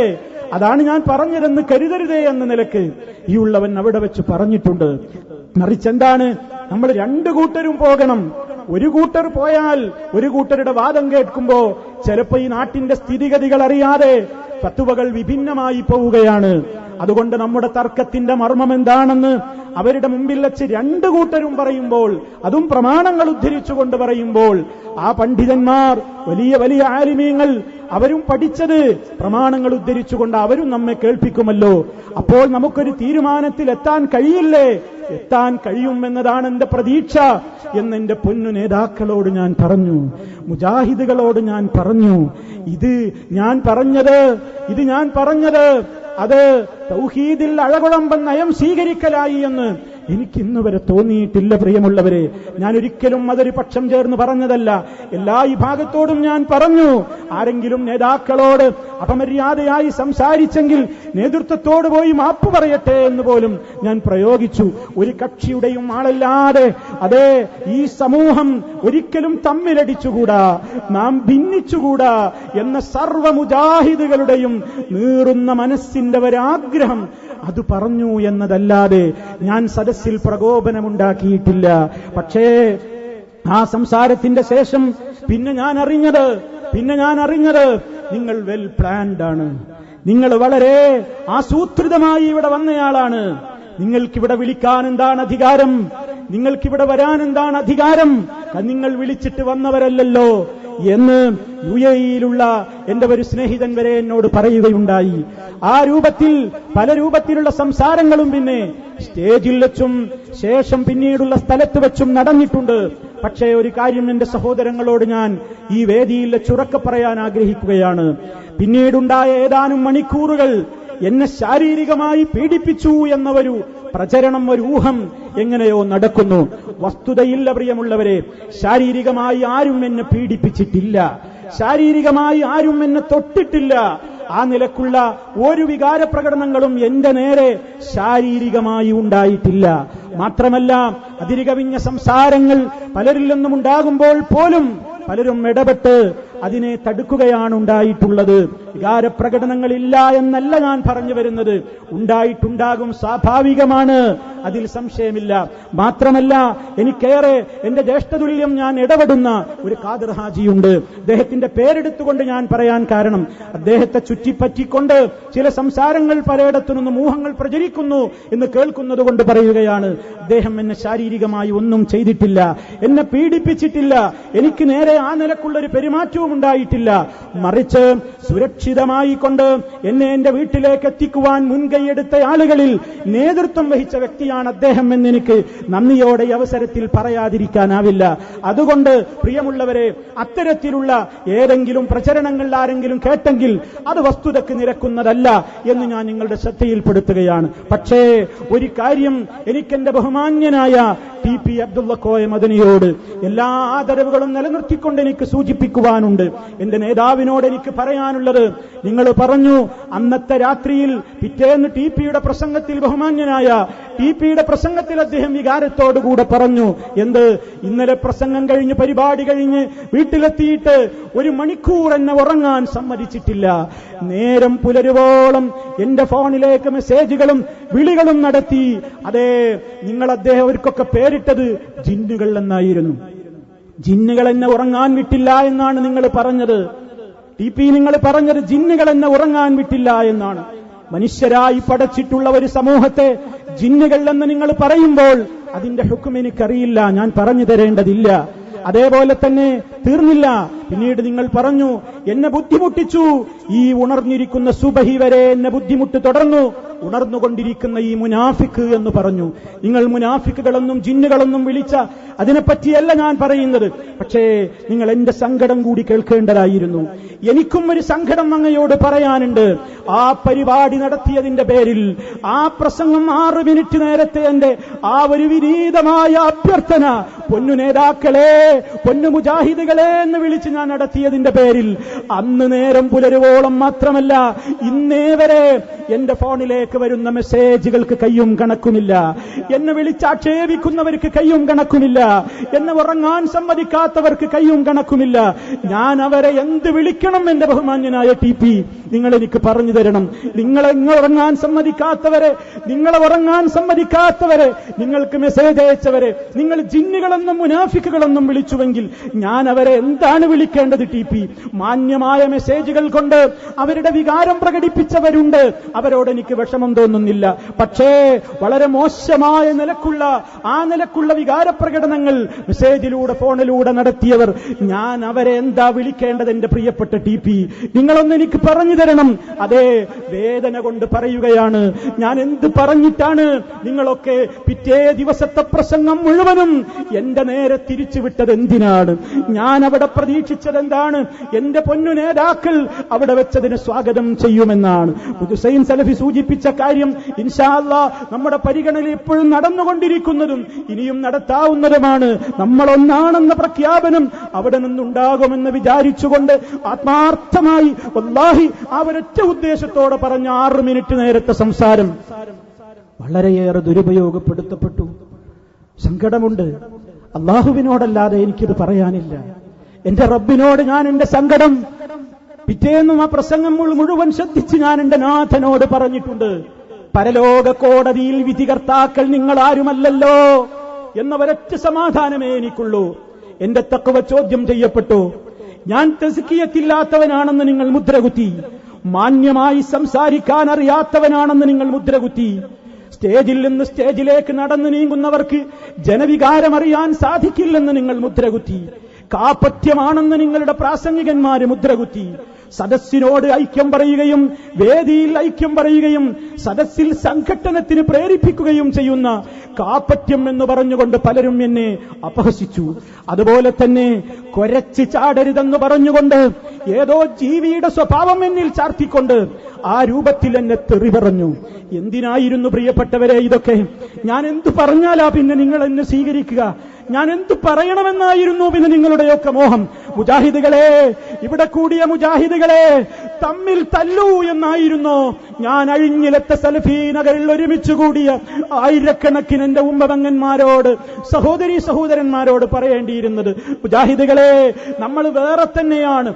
ഭിന്നിക്കൂ മുജാഹിദുകളെ, തമ്മിൽ തല്ലൂ, ഉപ്പയും മകനും വേർപിരിയട്ടെ, ഭാര്യാഭർത്താക്കൾ വേർപിരിയട്ടെ, അയൽക്കാര് ബന്ധം മുറിക്കട്ടെ, മഹല്ല് ഭാരവാഹികൾ തമ്മിലടിക്കട്ടെ, മിമ്പറുകളിൽ നിലവിലുള്ള ഖത്തീബുമാരെ താഴെ ഇറക്കട്ടെ, പുതിയവരെ ഗ്രൂപ്പ് നോക്കി കയറ്റട്ടെ, പള്ളികളിൽ കലാപമുണ്ടാകട്ടെ, മഹല്ലുകളിൽ ഫിത്നയുണ്ടാവട്ടെ, ഒന്നിച്ചു മുന്നേറൂ എന്നാണ് ഞാൻ പറഞ്ഞിരുന്നതെങ്കിൽ പ്രിയമുള്ള നേതാക്കളെ, നിങ്ങൾ എന്നെ സ്വീകരിക്കുമായിരുന്നു. ഞാൻ എന്താ നിങ്ങളുടെ മുമ്പിൽ ഇനി തിരുത്തേണ്ടത്? ഞാൻ ഈ പറഞ്ഞ 6 മിനിറ്റിൽ മനുഷ്യരെ നിഷ്പക്ഷ ബുദ്ധികളായ ഏതു മതവിഭാഗങ്ങളിൽപ്പെട്ടവരുമായവരെ കേൾപ്പിച്ച ശബ്ദത്തിൽ ഞാൻ ആരുടെ പക്ഷം ചേർന്നാണ് സംസാരിച്ചത്? ഞാൻ ആരെയാണ് അപഹസിച്ചത്? ഞാൻ അഹങ്കാരിയാണെന്ന നിലക്ക് ബഹുമാന്യനായിട്ട് നിങ്ങൾ സംസാരിച്ചു. ധിക്കാരമാണെന്ന് പറഞ്ഞു. എന്താണ് അഹങ്കാരം എന്ന് നിങ്ങളടക്കമുള്ളവർ സമൂഹത്തെ പഠിപ്പിക്കുന്നതല്ലേ? സത്യത്തെ നിരാകരിക്കൽ, ജനങ്ങളെ പുച്ഛിക്കലെന്നല്ലേ അഹങ്കാരമെന്ന് ഹബീബ് സല്ലല്ലാഹു അലൈഹി വസല്ലം പറഞ്ഞത്? ഞാൻ എന്ത് സത്യത്തെയാണ് ആ സ്റ്റേജിൽ വെച്ച് നിരാകരിച്ചത്? ഞാൻ ഏത് സത്യത്തെയാണ് എതിർത്തത്? ഞാൻ ആരെയാണ് അവിടെ പുച്ഛിച്ചത്? എന്റെ പൊന്നു നേതാക്കളെ എന്നല്ലേ ഞാൻ അഭിസംബോധന ചെയ്തത്? എന്റെ പൊന്നു മുജാഹിദുകളെ എന്നല്ലേ ഞാൻ അഭിസംബോധന ചെയ്തത്? ഒരു വാക്ക്, ഒരു വരി ഞാൻ ആരെയെങ്കിലും നോവിക്കുന്ന നിലക്ക് പറഞ്ഞുവോ? ഇല്ല, ഇന്ന് വരെ പറഞ്ഞിട്ടില്ല. ഒന്നിക്കണേ മുജാഹിദുകളെ, നമ്മൾ ഒറ്റക്കെട്ടാണ്. നമ്മൾ ഇനിയും തമ്മിൽ തല്ലിക്കൂടാ. ഭാര്യാഭർത്താക്കൾ തമ്മിൽ പ്രശ്നങ്ങളാണ്, ഉപ്പയും മക്കളും തമ്മിൽ പ്രശ്നങ്ങളാണ്, അയൽക്കാര് തമ്മിൽ പ്രശ്നങ്ങളാണ്, പള്ളി മഹല്ല് ഭാരവാഹികൾ തമ്മിൽ പ്രശ്നങ്ങളാണ്. നമുക്കത് നിർത്തണം. നമ്മളൊന്നാണ് കേട്ടോ. നാം ശിർക്കിലേക്ക് പോയിരിക്കുന്നു എന്ന പ്രചരണം ശത്രുവിന്റേതാണ്. അതിന് കൂട്ടമായി ഒറ്റക്കെട്ടായി നാം ആഞ്ഞടിക്കണം. ബഹുമാനമുണ്ടാക്കണേ, ആദരവുണ്ടാക്കണേ എന്നല്ലാതെ ഒരു വാക്ക് ഞാൻ പറഞ്ഞുവോ എന്റെ പ്രിയപ്പെട്ടവരെ? ഞാൻ ആരെയെങ്കിലും നോവിച്ചുവോ? പക്ഷേ ഒരു കാര്യം എനിക്ക് നോവിക്കേണ്ടി വന്നു. അതും ഞാൻ നല്ല ഭാഷയിലേ പറഞ്ഞിട്ടുള്ളൂ. എന്ത്? നമ്മുടെ ഇടയിലുള്ള പ്രശ്നങ്ങളെ ആളിക്കത്തിക്കാൻ വേണ്ടി മിത്രങ്ങളുടെ വേഷത്തിൽ കയറി വന്ന ഒരു മാന്യദേഹം, നമ്മെ ഈ ബിലീസുകളെന്നും ജിന്നുകളെന്നും പിശാചുക്കളെന്നും എന്തു വേണമെങ്കിൽ വിളിച്ചോളൂ എന്ന് പറഞ്ഞ് ഇറങ്ങിപ്പോയിട്ട് ഞാൻ ആ പ്രസംഗം കേട്ടത് ഷാർജയിൽ എന്റെ ലാപ്ടോപ്പിൽ ഇന്റർനെറ്റിലൂടെയാണ് ഞാൻ ആ സംസാരം കേട്ടത്. ആ സംസാരം കഴിഞ്ഞ് 3ാമത്തെ നാളിലാണ് ഞാൻ കോഴിക്കോട് എയർപോർട്ടിൽ വന്നിറങ്ങുന്നത്. ആ സമയത്ത് അതുവരെയും ആരും അതിനൊന്നും പ്രതികരിക്കാതെ വന്നപ്പോൾ അല്ലാഹുവേ, നിന്റെ ഹദീസുകൾ പഠിപ്പിച്ചതിന്റെ പേരിൽ, നീ ഞങ്ങൾക്ക് പഠിപ്പിച്ച ആദർശങ്ങളെ സമൂഹത്തിന്റെ മുമ്പിൽ പറഞ്ഞതിന്റെ പേരിൽ അതാ പുറത്തു നിന്ന് വന്ന ഒരു വ്യക്തി ഞങ്ങളെ മുഴുവൻ ആളുകളെയും ഇരുത്തിക്കൊണ്ട് ഇബ്ലീസുകളെന്നും പിശാചുക്കളെന്നും പറഞ്ഞപ്പോൾ അതാരും മറുപടി പറഞ്ഞില്ലല്ലോ എന്നോർത്തപ്പോഴുണ്ടായ ഒരു ഇസ്ലാമികമായ വികാരം എന്നതിൽ കവിഞ്ഞ് ഞാൻ ആരെയും അതിൽ ആക്ഷേപിച്ചിട്ടില്ല. ആ വ്യക്തിയോട് എനിക്ക് വ്യക്തിവിദ്വേഷമില്ല. പക്ഷേ ആദർശരംഗത്ത് ഒരു കടന്നേറ്റമുണ്ടായപ്പോൾ അതിനെ ചെറുക്കൽ, ആ വേദിയിൽ വെച്ച് തന്നെ ഉണ്ടാവൽ ഒരു മാന്യതയാണല്ലോ, ഒരു ഇസ്ലാമികമായ ബാധ്യതയാണല്ലോ എന്നതിന്റെ പേരിലാണ് പ്രിയമുള്ളവരെ സംസാരിച്ചത്. പക്ഷേ അതുപോലും ഭയങ്കരമായ ദുഷ്പ്രചരണങ്ങൾക്ക് വിധേയമാക്കപ്പെട്ടുകൊണ്ടിരിക്കുകയാണ്.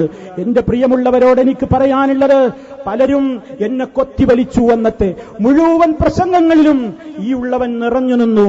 എന്നെ അപമാനിച്ച് മതിയായില്ല. പലർക്കും കൊതി തീർന്നില്ല. പലർക്കും വലിയ മുൻവൈരാഗ്യങ്ങൾ ഉണ്ടായിരുന്നു. കിട്ടിയ അവസരം പലരും മുതലെടുത്തിട്ടുണ്ട്. പണ്ടേ മോങ്ങാനിരുന്നതാണ്, ഇപ്പോൾ തലയിൽ തേങ്ങയും വീണു എന്ന് ഉദാഹരണങ്ങൾ ചില ജീവികളെ കുറിച്ച് പറയാറുണ്ട്.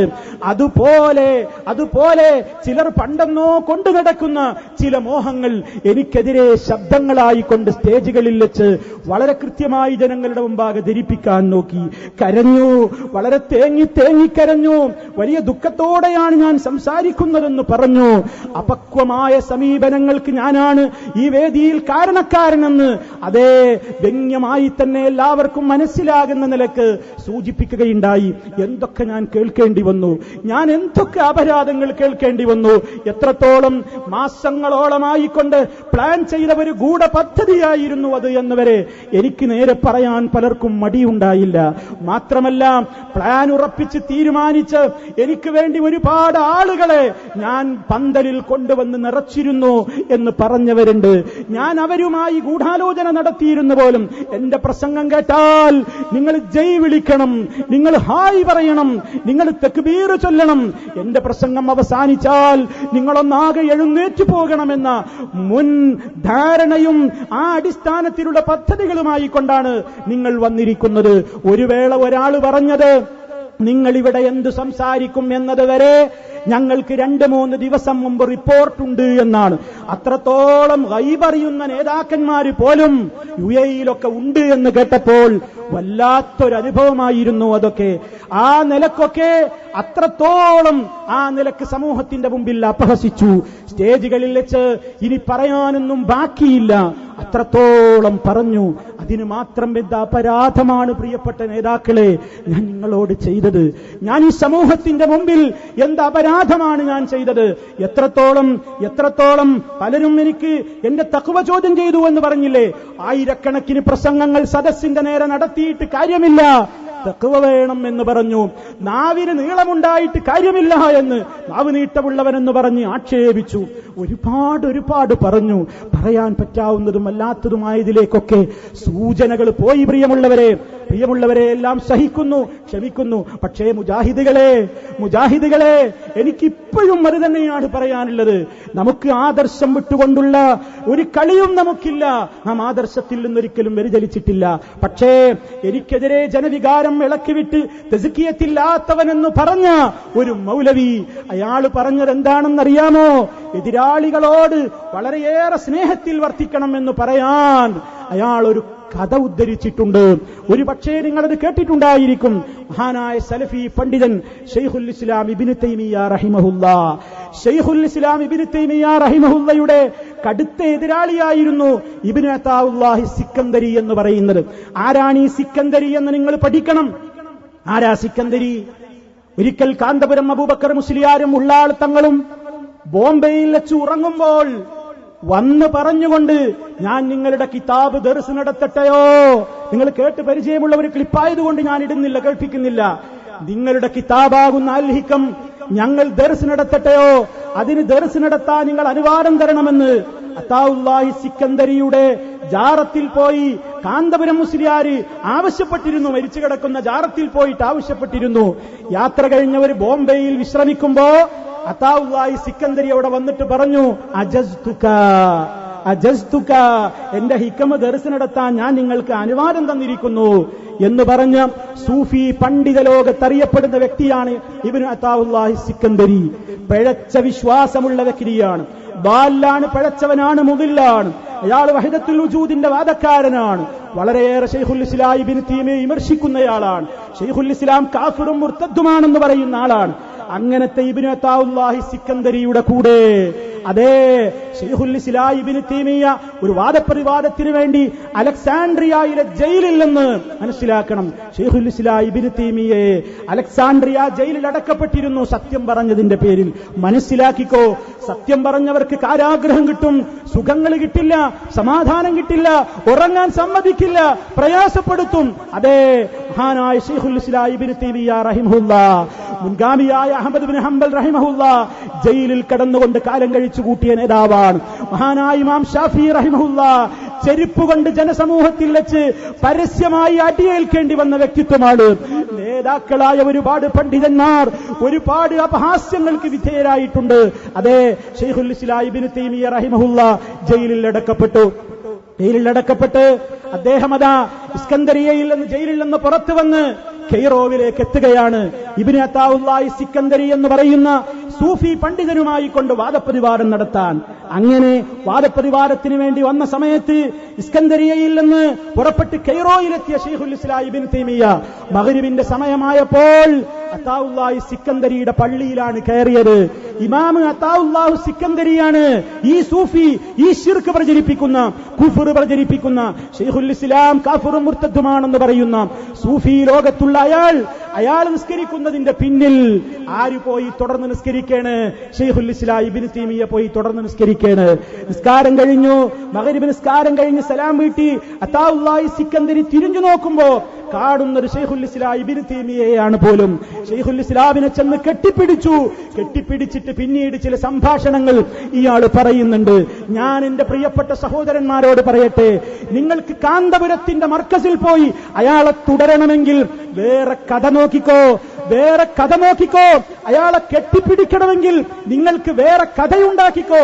മഹാനായ ഞങ്ങളുടെ നേതാവ് ശൈഖുൽ ഇസ്ലാം ഇബ്നു തൈമിയ്യയുടെ പേരിൽ ഇതുപോലെയുള്ള കള്ളക്കഥകൾ പ്രചരിപ്പിക്കരുത്. പറഞ്ഞയാൾക്ക് ബാധ്യതയുണ്ട്, ധാർമ്മികമായ ബാധ്യതയുണ്ട്.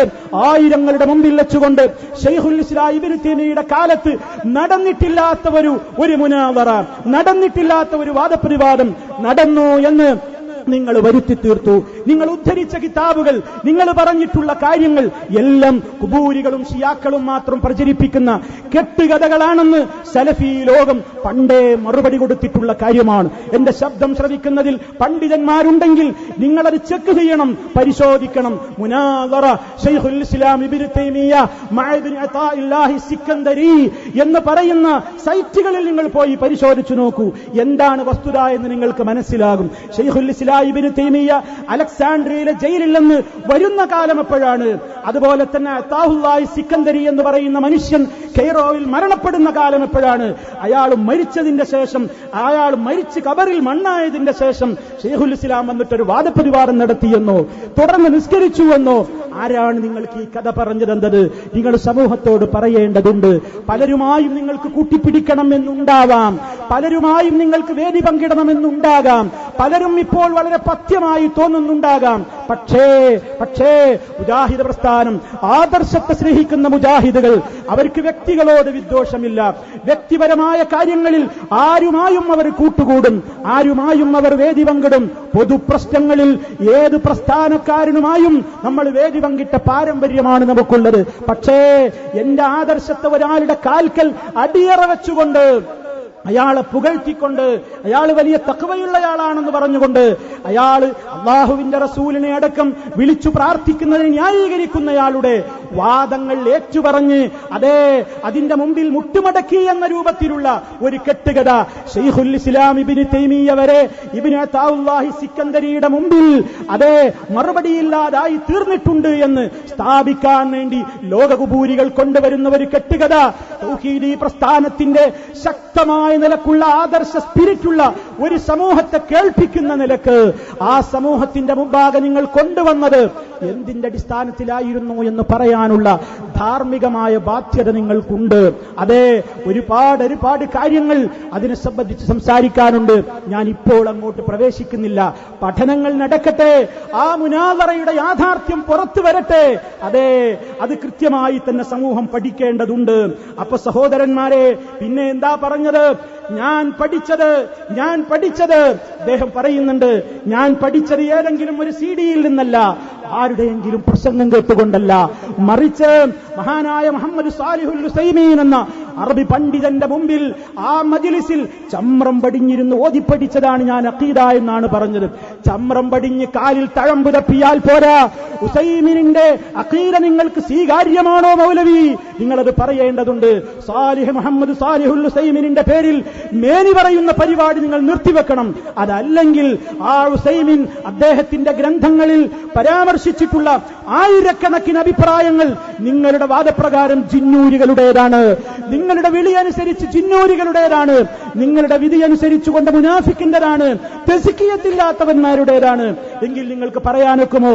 മുഹമ്മദ് സാലിഹുൽ ഉസൈമീന്റെ പേരിൽ ഊറ്റം കൊള്ളുമ്പോൾ നമ്മൾ മനസ്സിലാക്കേണ്ടതുണ്ട്. ഞാനിപ്പോൾ അങ്ങോട്ടൊന്നും കിടക്കുന്നില്ല. ഇൻഷാ അല്ലാഹ് പഠനങ്ങൾ നടക്കട്ടെ. ഇറങ്ങൂ നിങ്ങൾ ചർച്ചയിലേക്ക്, ഇറങ്ങൂ നിങ്ങൾ ഇത്യാദിയുള്ള ഗവേഷണങ്ങളിലേക്ക്. ഇൻഷാ അല്ലാഹ് പഠനങ്ങൾ ഇനിയും പുരോഗതിപ്പെടുമല്ലോ. നാം മനസ്സിലാക്കുക, നേരം പുലരുവോളം ഈ രൂപത്തിൽ അതുമായുള്ള ചർച്ചകളും മെസ്സേജുകളും കൊണ്ട് എന്നെ ജനങ്ങൾ ബുദ്ധിമുട്ടിച്ചു. എല്ലാ നിലക്കും ഞാൻ അവിടെ നടത്തിയ ആ ഒരു ശബ്ദത്തെ എന്റെ ബഹുമാന്യനായ നേതാവ് ടി.പി. പറഞ്ഞതിൽ എനിക്ക് വലിയ വേദനയുണ്ട്.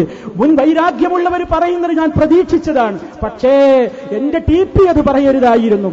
എല്ലാ മതവിഭാഗങ്ങളിലെ ആളുകളും, അദ്ദേഹം പറഞ്ഞത് അങ്ങനെയാണ്, സർവ്വമത വിഭാഗത്തിന്റെ ആളുകളും ഈ വേദിയിൽ വന്ന് പ്രസംഗിച്ചു.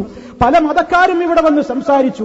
അവരൊക്കെ മാന്യമായിട്ടേ ഇവിടെ സംസാരിച്ചിട്ടുള്ളൂ. പക്ഷേ ആ മാന്യമായ ഈ സമ്മേളനത്തിന്റെ മുമ്പിൽ ഇന്നലെ ഒരു അപശബ്ദം കേട്ടു എന്നാണ് നിങ്ങൾ പറഞ്ഞത്. നിങ്ങൾക്കതൊരു അപശബ്ദമായി പോയോ പ്രിയപ്പെട്ട ടി.പി.? ഒരു കരട് ഇന്നലെ വന്നു എന്നാണ് നിങ്ങൾ പറഞ്ഞത്. അതേ ഊതിക്കളയാവുന്ന പാറ്റിയെടുത്ത് നീക്കേണ്ടുന്ന ഒരു കരട്, ഒരു കണ്ണിലെ കരട്, അതെ ഒരു കരട് ഇന്നലെ ഉണ്ടായി എന്ന് അത് പറയാൻ മാത്രം എന്ത് അപശബ്ദമാണ് പ്രിയപ്പെട്ട ടി.പി. ഞാൻ അവിടെ ഉണ്ടാക്കിയത്. ഞാൻ എന്തായിരുന്നു പൊന്നു നേതാക്കളെ നിങ്ങളോട് പറയേണ്ടിയിരുന്നത്? പിരിച്ചുവിടൂ, എല്ലാവരെയും അടിച്ചൊതുക്കൂ, സർവ്വ എണ്ണത്തെയും പിടിച്ചു പുറത്താക്കൂ, എന്നിട്ട് തല്ലട്ടെ, തല്ലിൽ നടുറോട്ടിൽ വെച്ച് തല്ലട്ടെ, പള്ളികൾക്കുള്ളിൽ വെച്ച് അടി നടക്കട്ടെ, വീടുകളിൽ കുടുംബങ്ങളിൽ രക്തച്ചൊരിച്ചിലുണ്ടാകട്ടെ, പിളരൂ, പുറത്തു പോകൂ, മാറിപ്പോകൂ എന്നായിരുന്നു പ്രിയപ്പെട്ട ടി.പി. ഞാൻ ജനങ്ങളോട് പറയേണ്ടിയിരുന്നത്. അതായിരുന്നു അവിടെ കൂടിയവരുടെ വികാരം. അതായിരുന്നു എന്നാണ് എനിക്ക് പിന്നീട് മനസ്സിലായത്. എനിക്കറിയില്ലായിരുന്നു. സത്യം പറയട്ടെ, എന്റെ ശബ്ദം ശ്രവിക്കുന്നവരെ, അള്ളാഹുവിന് സാക്ഷി നിർത്തി ഞാൻ പറയട്ടെ, ആ പ്രസംഗങ്ങൾ നടത്തുമ്പോഴല്ലാതെ എനിക്കൊരിക്കലും മനസ്സിലായിട്ടില്ല ഈ സമ്മേളനത്തോടുകൂടി നമ്മൾ ഒന്നാകും എന്ന ഒരു വലിയ പ്രതീക്ഷയിലായിരുന്നു ഞാനുണ്ടായിരുന്നത്. ഈ സമ്മേളനത്തോടെ നമ്മൾ ഒന്നാകും, അതിനുശേഷമുള്ള ചർച്ചകൾ ആ നിലക്ക് നീങ്ങും എന്ന പ്രതീക്ഷയോടുകൂടെയാണ് ഞാൻ സംസാരിച്ചത്. പക്ഷേ പിന്നീടുണ്ടായ പ്രതികരണങ്ങളിൽ നിന്ന് ഇതൊരു അപശബ്ദമാണെന്ന് എനിക്കും ബോധ്യമായി. എന്റെ ശബ്ദം അപശബ്ദമായതെങ്ങനെയാണ്? എന്റെ ശബ്ദം കരടായി പോയതെങ്ങനെയാണ്? പ്രിയമുള്ളവരെ, ആ സമ്മേളനത്തോടുകൂടി മുജാഹിദ് കേരളത്തെ വെട്ടിമുറിക്കാൻ നമ്മുടെ നേതൃത്വം തീരുമാനിച്ചിരുന്നു എന്നാണ് എനിക്ക് പിന്നീടുള്ള പ്രതികരണങ്ങൾ മനസ്സിലായത്.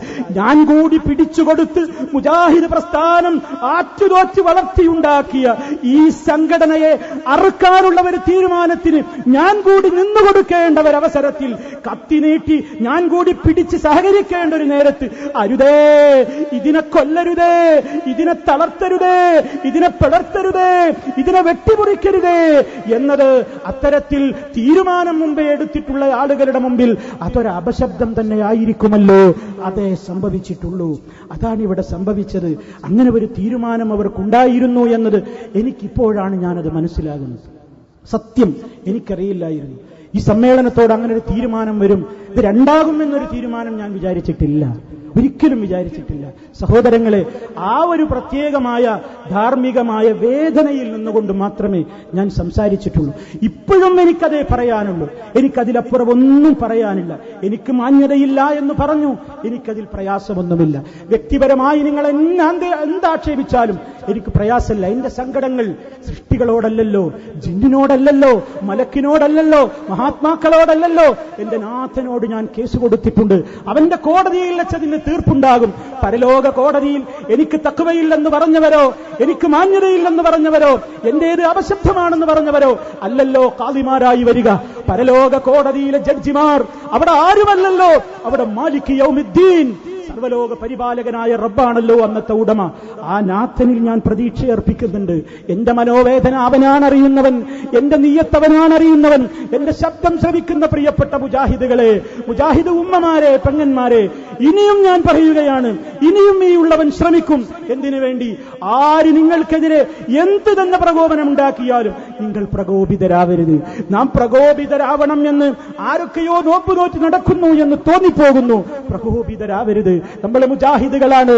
നമ്മുടെ കയ്യിൽ ആദർശമുണ്ട്. ആദർശ രംഗത്ത് നിങ്ങൾക്കൊന്നായി മുന്നേറാൻ ഇനിയും കഴിയില്ലേ? കഴിയണം. ആരെയും ചീത്ത പറയരുത്. ആരോടും വ്യക്തിവിദ്വേഷം നമുക്കില്ല. ഈ വിഷയത്തിൽ ഇനിയും ചർച്ചകൾ നടക്കട്ടെ. എന്താണ് വിഷയമെന്ന് ആളുകൾ പഠിക്കട്ടെ. നാം വളരെ ഗൗരവത്തോടുകൂടെ മുന്നേറേണ്ടതുണ്ട്.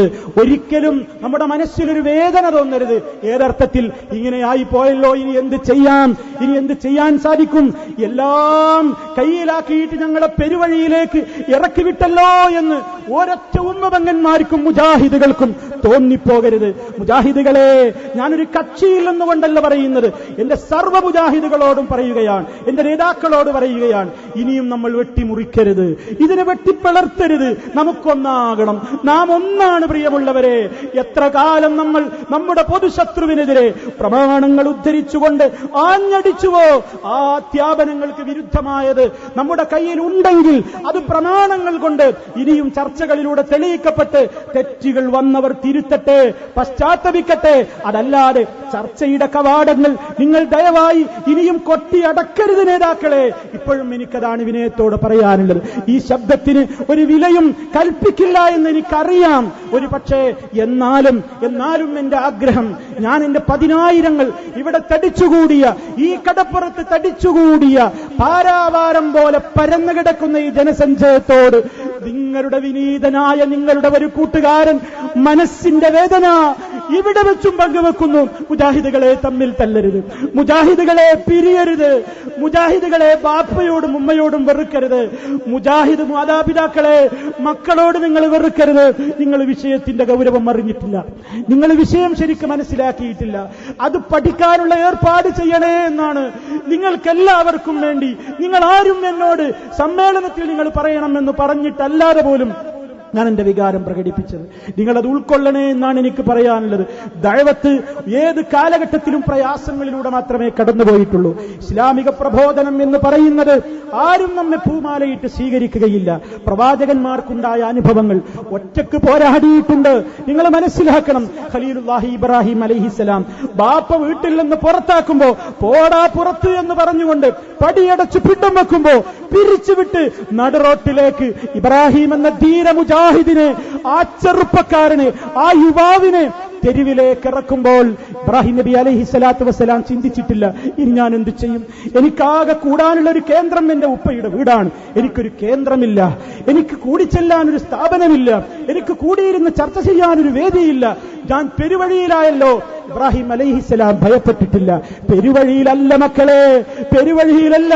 ഞാൻ സമ്മേളനത്തിന്റെ അവസാനം പറഞ്ഞ വാചകം ആവർത്തിക്കട്ടെ, അല്ലാഹു മഅനാ, അല്ലാഹു മഅനാ. അല്ലാഹുണ്ട് നമ്മുടെ കൂടെ. തളരരുത്, പതറരുത് മുജാഹിദുകളെ, തളരരുത് മുജാഹിദുകളെ, ദുഃഖിക്കരുത് മുജാഹിദുകളെ. വലാ തഹിനു വലാ തഹ്സനു. നിങ്ങൾ ദുഃഖിക്കരുത്, നിങ്ങൾ പീഡിതരാവരുത്, നിങ്ങൾ പീഡിതരാണെന്ന് തോന്നരുത്, നിങ്ങൾക്ക് നിന്ദ്യതയുണ്ടെന്ന് നിങ്ങൾക്ക് തോന്നരുത്. വഅൻതുമുൽ അഅലൗൻ. നിങ്ങളാണ് ഉന്നതന്മാർ, നിങ്ങളാണ് ഉന്നതന്മാർ. ഇൻ കുന്തും മുഅ്മിനീൻ.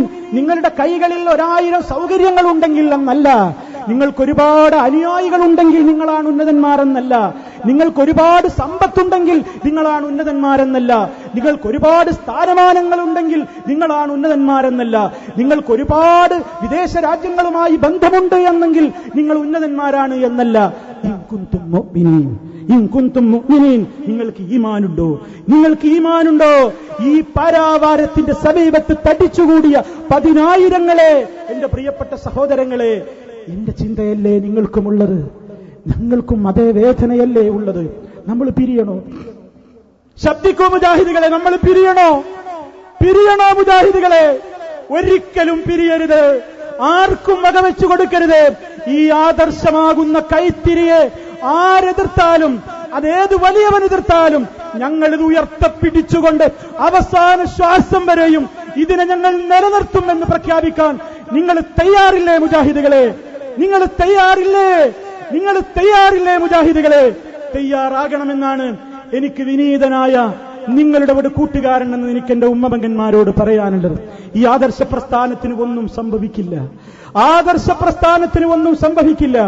ഈ ആദർശം അതിന്റെ ശക്തമായ നിലക്ക് സമൂഹത്തിന്റെ മുമ്പിലേക്ക് ഇനിയും മുന്നോട്ട് പോകും. ശിർക്കുണ്ട് എന്ന് ഉണ്ടെങ്കിൽ ആ നിലക്കുള്ള ചർച്ചകൾക്ക് ഇനി വാതിലടക്കരുതെന്നാണ് ഇനിയും പറയാനുള്ളത്.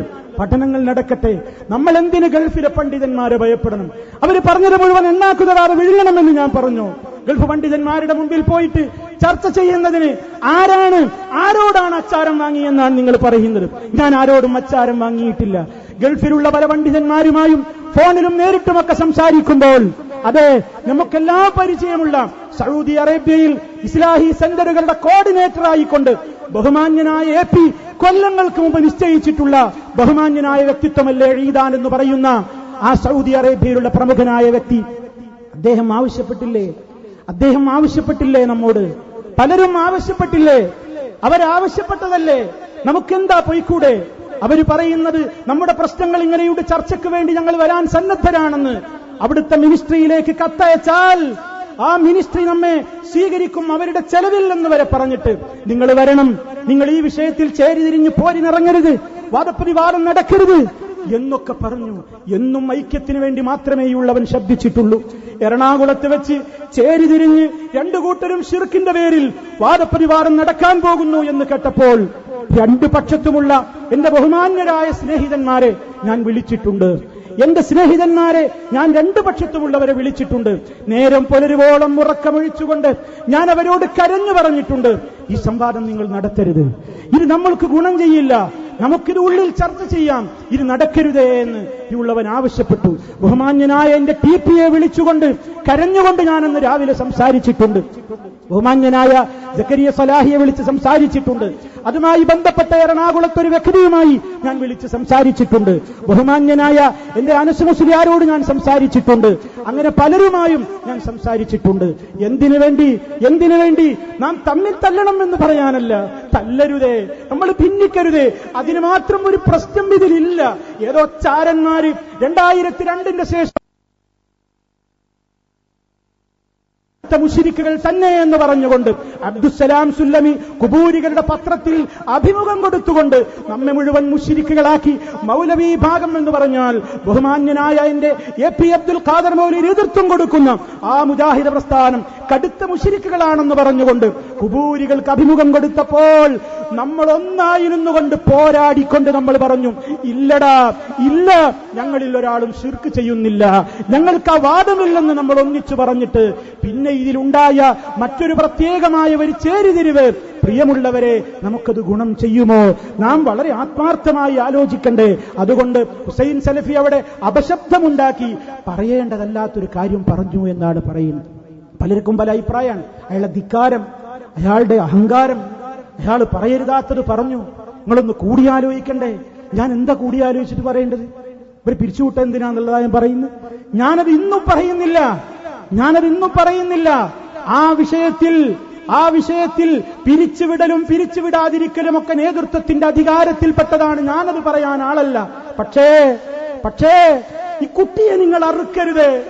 ലാ ഇലാഹ ഇല്ലല്ലാഹ് മുഹമ്മദുർ റസൂലുള്ളാഹ് കേട്ട് വളർന്ന മുജാഹിദ് പ്രസ്ഥാനമാകുന്ന വടവൃക്ഷത്തിന്റെ കൊമ്പുകളും ചില്ലകളും ഒരുപാട് കിളികൾ വന്ന് കളകളാരവം മുഴക്കിയിട്ട് ആദർശത്തിന്റെ പടപ്പാട്ട് പാടിയിട്ട് ഒരുപാട് ശിർക്കിന്റെ കോട്ടകത്തളങ്ങളിൽ നിന്ന് ഒരുപാട് ആളുകൾ ഈ വൃക്ഷത്തിൽ നിന്ന് പഴം തിന്നാൻ വേണ്ടി ഇങ്ങോട്ട് കടന്നു വന്നിട്ടുണ്ട്. അതിന് കാരണക്കാരായ ആ കിളികളിരിക്കുന്ന ചില്ലകളെ വെട്ടിമുറിക്കരുത് നേതാക്കളെ. വിനീതമായ അഭ്യർത്ഥനയാണ്. ഈ വടവൃക്ഷത്തെ കൊത്തിമുറിക്കല്ല. നമ്മൾ ഒന്നാണ് മുജാഹിദുകളെ. നമ്മൾ എന്ത് തർക്കമുണ്ടെങ്കിലും എത്രത്തോളം വിട്ടുവീഴ്ചക്ക് പോയാലും നാം ശ്രദ്ധിക്കേണ്ടതുണ്ട്. ബഹുമാന്യനായ AP അബ്ദുൽ ഖാദർ മൗലവിയോട് ഒരു കുബൂരി എന്റെ പ്രസംഗത്തിന്റെ ശേഷം ബഹുമാന്യനായ AP അബ്ദുൽ ഖാദർ മൗലവിയെ ഫോണിൽ വിളിച്ചു. ഞാനത് കേട്ടു, ഞാനത് തെറ്റില്ലെന്ന് ഞാൻ മനസ്സിലാക്കി. എന്നിട്ട് എന്നെക്കുറിച്ച് ചോദിക്കുമ്പോൾ ആ കുബൂരിയാണെന്ന് പോലും മനസ്സിലാക്കാതെ ഒരു നമ്മുടെ ആളായിക്കൊണ്ട് ബഹുമാന്യനായ APയെ തെറ്റിദ്ധരിപ്പിച്ചുകൊണ്ട് സംസാരിക്കുമ്പോൾ കുബൂരികൾക്ക് മറുപടി പറയാൻ ഹുസൈൻ സലഫിയെ വിളിക്കണ്ട എന്ന് ബഹുമാന്യനായ AP പറയുമ്പോൾ, പ്രിയപ്പെട്ട AP, നിങ്ങളോട് എനിക്കതിന് വിഷമമില്ല. ഞാൻ നിങ്ങളെ ആ കാര്യത്തിൽ നിങ്ങളെന്നെ അപഹസിച്ച് ആയിരങ്ങൾ കേൾക്കെ അതാ കുബൂരികൾ അവരുടെ റൂമിലിട്ടുകൊണ്ട് ഹുസൈൻ സലഫിയുടെ പച്ചമാംസം കൊത്തിവലിക്കുകയാണ്.